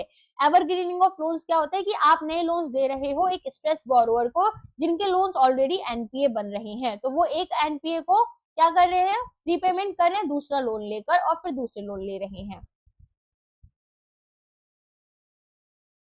नेक्स्ट आ जाते हैं एलआईसी का $1 बिलियन जो है उन्होंने यूज किया है फॉरवर्ड रेट एग्रीमेंट्स में ताकि मार्केट रिस्क को हेज कर पाए। फॉरवर्ड रेट एग्रीमेंट क्या होता है, आप आज एक बैंक के पास गए और बैंक से बोले कि मुझे ना आज से 3 महीने के बाद में लोन चाहिए होगा। बैंक की एक पॉलिसी चल रही थी जहां पर वो अभी जो लोन ले रहे हैं उनको 3% इंटरेस्ट रेट दे रहा है, ये बोले अभी तो मुझे लोन नहीं चाहिए 3 महीने के बाद में चाहिए। तो फिर बैंक ऐसा बोलेगा कि ठीक है मैं 3% का लोन जो है तुमको 3 महीने के बाद में दे दूंगा इंटरेस्ट। तो वो कहते हैं मैं तुम्हारी बात पर कैसे भरोसा करूं, तो ये साथ में एक फॉरवर्ड रेट एग्रीमेंट साइन कर लेते हैं। ये हुआ कॉमन मैन लैंग्वेज में। अब फॉरवर्ड रेट एग्रीमेंट में होता क्या है एग्जैक्टली, यहाँ पर एक एग्रीमेंट बनाई जाती है फ्यूचर के लिए, ठीक है, कि जैसे ये एग्रीमेंट शुरू होगी 3 महीने के बाद और फिर अगले 3 महीने के लिए चलेगी। तो बेसिकली क्या हुआ, मैं बोल सकती हूँ ये 3 वर्सेस 3 में चली जाएगी कि आज से 3 महीने के बाद ये आपकी एग्रीमेंट शुरू हो रही है और अगले मान लो 3 महीने के लिए चलेगी तो 3, या मान लो अगले 6 महीने के लिए चल रही है तो 9 में बोल दूंगी। बेसिकली क्या हुआ, एक बार लिख लेती हूँ मैं इसको। आज ये एग्रीमेंट शुरू हुई, बेसिकली आज बात हुई 6 अगस्त को, अक्टूबर में मैंने बोला कि ये एग्रीमेंट शुरू हो रही है और चलेगी आपके दिसंबर तक, ठीक है। तो यहाँ पर क्या होगा, यहाँ पर मुझे ध्यान रखना पड़ेगा 2 वर्सेस क्या, 2 वर्सेस यहाँ पर 4 का, कि एक्चुअली चल कितने महीने के लिए रही है, 2 महीने के लिए। कितने टाइम पीरियड, आज से अगर टाइम पीरियड लूं तो 4 महीने तक और आज से 2 महीने बाद शुरू होगी। ये होती है फॉरवर्ड रेट एग्रीमेंट जहां पर हम अपने रेट्स वगैरह डिसाइड कर लेते हैं। तो यहाँ पर $1 बिलियन का एफआरए डील्स जो है वो इन्होंने किया है। तो बेसिकली एफआरए डील्स एक तरीके से रिस्क एक्सपोजर से बचाने के लिए ही होते हैं। तो यहाँ आप देखेंगे कि जो फॉलिंग इंटरेस्ट रेट्स है, अब इंटरेस्ट रेट्स गिर रहे हैं और जिन लोगों ने फ्लोटिंग इंटरेस्ट रेट्स पर लोन दिया होगा, जिन कंपनीज ने या बैंक्स ने, उनको नुकसान होगा, तो उनको प्रोटेक्शन प्रोवाइड करने के लिए ये एग्रीमेंट्स लाई गई हैं। तो 38% ये हमारे रीसेंट एफआरए ट्रेड का रिप्रेजेंट कर रहा है। तो एफआरए में हम क्या कर रहे हैं, फ्यूचर बॉन्ड की जो यील्ड्स होंगी उनको लॉक कर रहे हैं ताकि लॉन्ग टर्म रिटर्न्स को अपने बचा पाए। तो ये क्या है, ओवर द काउंटर एक डेरिवेटिव है, मतलब इनफॉर्मल लेवल की होती है, फॉर्मल नहीं होती, बहुत ज्यादा रेगुलेटेड नहीं होती है। तो जहां पर दो पार्टीज एक्सचेंज करेंगी इंटरेस्ट पेमेंट्स को on a notional amount, notional amount मतलब 10 लाख रुपए का यहाँ पर प्रिंसिपल है, लेकिन तुम मेरी जगह से इंटरेस्ट दे देना, मैं तुम्हारी जगह से तो यहाँ पर एक फिक्स्ड इंटरेस्ट रेट पर, जैसे कि रेट हमारा कितना हो गया 3% हो गया। तो पर्पस क्या है कि जो इंटरेस्ट रेट में फ्लक्चुएशंस आ रही हैं, जैसे मैंने बोला ना कि आज से 3 महीने के बाद में हम तुम्हें 3% इंटरेस्ट रेट देंगे, तो यहाँ पर कस्टमर को क्या लगा कि भाई इंटरेस्ट रेट्स तो बढ़ जाएंगे ना, तो तुम दोगे या नहीं दोगे। तो इन्होंने बोला कि काम करो, एक फॉरवर्ड रेट एग्रीमेंट मेरे साथ साइन कर लो। तो ये इंपॉर्टेंट क्या है, क्योंकि इंडिया का लार्जेस्ट इंस्टीट्यूशनल इन्वेस्टर है LIC, जिसमें कि मैसिव बॉन्ड पोर्टफोलियो है और मार्केट वोलेटिलिटी बहुत ज्यादा है और इक्विटी वैल्यूएशन भी डिक्लाइन कर रही है। अभी हम क्या देख रहे हैं कि भाई धीरे धीरे जो शेयर प्राइसेस है वो गिरते जा रहे हैं सभी कंपनीज के और स्पेशली LIC के। तो ऐसे में हमारे जो इन्वेस्टमेंट्स हैं उनके रिटर्न्स को स्टेबलाइज करने के लिए इसको लाया गया है। नेक्स्ट है कॉस्मोस कोऑपरेटिव बैंक, इन्होंने पार्टनरशिप की है वर्ल्ड लाइन के साथ में डिजिटल अपग्रेड के लिए। तो यहाँ पर आप देखेंगे कि डिजिटल ट्रांसफॉर्मेशन और मॉडर्नाइजेशन की बात की गई है कॉस्मोस बैंक के इंफ्रास्ट्रक्चर में, ठीक है। चलिए नेक्स्ट आ जाते हैं इकोनॉमी एंड बिजनेस की न्यूज में। तो BEML और HSL ने मिलकर यहाँ पर पार्टनरशिप की है ताकि इंडिजिनस मरीन इंजीनियरिंग को बूस्ट करे। तो यहाँ पर ये किस तरह की एग्रीमेंट है, non binding memorandum of understanding, जहां पर हम जॉइंटली डिजाइन, डेवलप और मैन्युफैक्चर करेंगे नेक्स्ट जनरेशन के मैरीन इंजीनियरिंग सिस्टम्स को। तो इंडिया के आत्मनिर्भर भारत मिशन के लिए ये बनाया गया है। इंडिजिनियस डिफेंस और कमर्शियल मैरीटाइम इंफ्रास्ट्रक्चर प्रोवाइड किया जाएगा। पार्टनरशिप फोकस करेगी कि क्रिटिकल मैरीन और शिपयार्ड सिस्टम्स को, जैसे कि low bed transportation platform, dredging machinery, high capacity cranes यहाँ पर बनाई जाएंगी और हैवी लोड ट्रांसपोर्टर्स। तो BEML लिमिटेड की अगर हम बात करें, ये डिजाइन और डेवलपमेंट करेगा स्पेशलाइज्ड हैवी इंजीनियरिंग सिस्टम का, एक्सपर्टीज लेकर आएंगे डिफेंस में। हिंदुस्तान शिपयार्ड लिमिटेड इंडिजिनाइजेशन पर फोकस करेंगे कि नई टेक्नोलॉजीज जो है वो इंडिया में ही बने और सिस्टम को इंटीग्रेट कैसे करना है, बाकी सभी पार्ट्स को रिपेयर पर फोकस करेंगे और सबमरीन रिफिट्स पर, ठीक है। तो यहाँ पर MOU पार्टनर्स आपको याद होने चाहिए। सेक्टर कौन से हैं, मरीन इंजीनियरिंग और शिप बिल्डिंग है, अलाइन करेंगे आत्मनिर्भर भारत के साथ में। फोकस एरिया इनका ट्रांसपोर्टेशन प्लेटफॉर्म्स रहेगा। नेक्स्ट है IMF ने बोला है कि जो इंडिया की GDP ग्रोथ है अब वो यहाँ पर 6.4% हो जाएगी फाइनेंशियल ईयर 2026 और 2027 के लिए। तो सबसे पहले इन्होंने बोला था कि 6.2 और 6.3 रहेगी, अब नया इनका जो है वो 6.4 हो गया है। तो बेसिकली ऐसा इनका बोलना है कि यहाँ पर जो एक्सटर्नल एनवायरनमेंट है वो ज्यादा बेनिफिशियल हो गया है, ज्यादा बेटर हो गया है।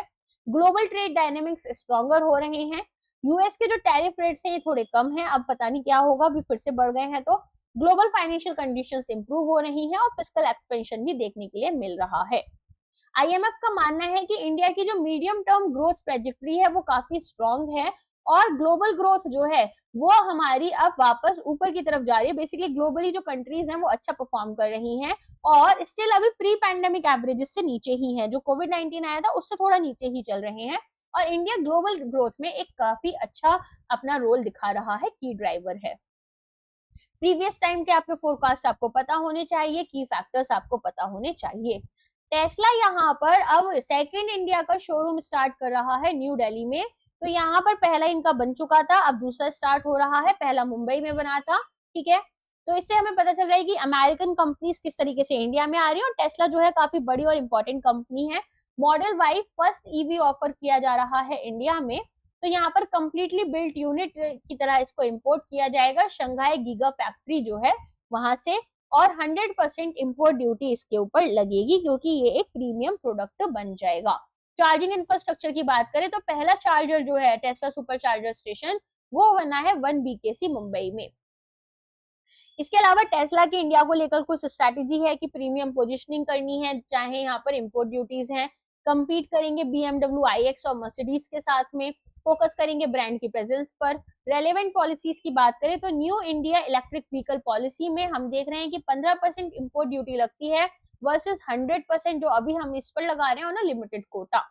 कंडीशन है कि 500 मिलियन का इन्वेस्टमेंट आप इंडिया में लेकर आओगे और लोकल मैन्युफैक्चरिंग यूनिट इंडिया में आपको 3 साल के अंदर अंदर बनानी है। टेस्ला ने इस पॉलिसी के अंदर एनरोल नहीं किया है, अपने मन से वो लोग आ गए हैं, इंडिया ने आने दिया है।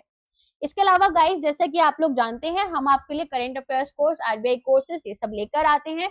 तो हम आपको RBI ग्रेड बी फेज 1 और फेज 2 कंप्लीट कोर्स प्रोवाइड करते हैं, जहां हमारी current affairs magazine, ESI FM के PDF नोट्स आपको मिलते हैं।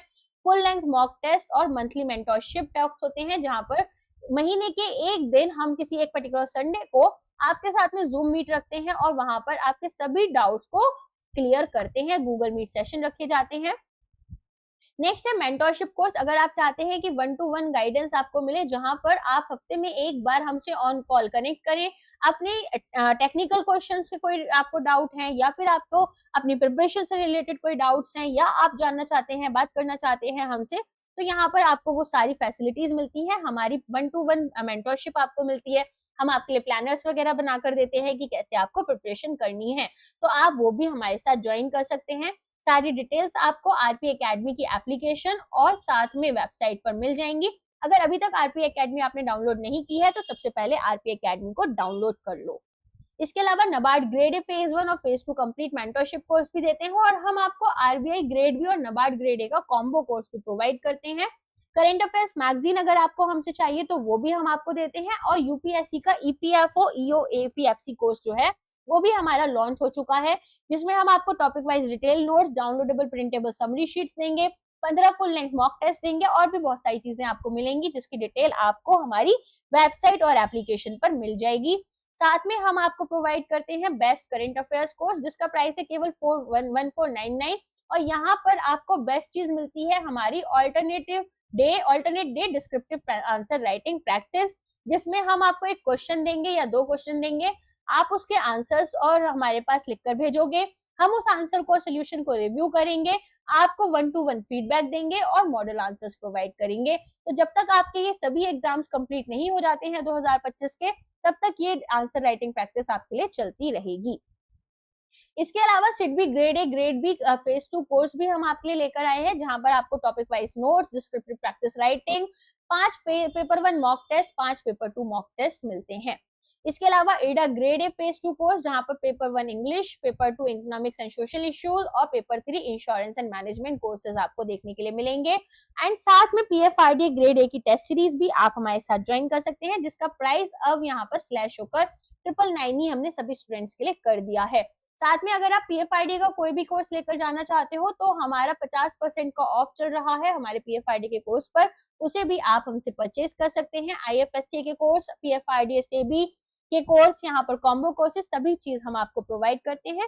तो अगर आप चाहते हैं आप हमसे वो परचेज कर सकते हैं। आई होप लेक्चर आपको पसंद आया होगा। अगर पसंद आया तो लाइक करना, शेयर करना चैनल को और सब्सक्राइब करना मत भूलना। अब मिलते हैं हमारी नेक्स्ट बुक में। आज के लिए बस इतना ही है, बुक में नहीं, नेक्स्ट लेक्चर में। Sorry, thank you.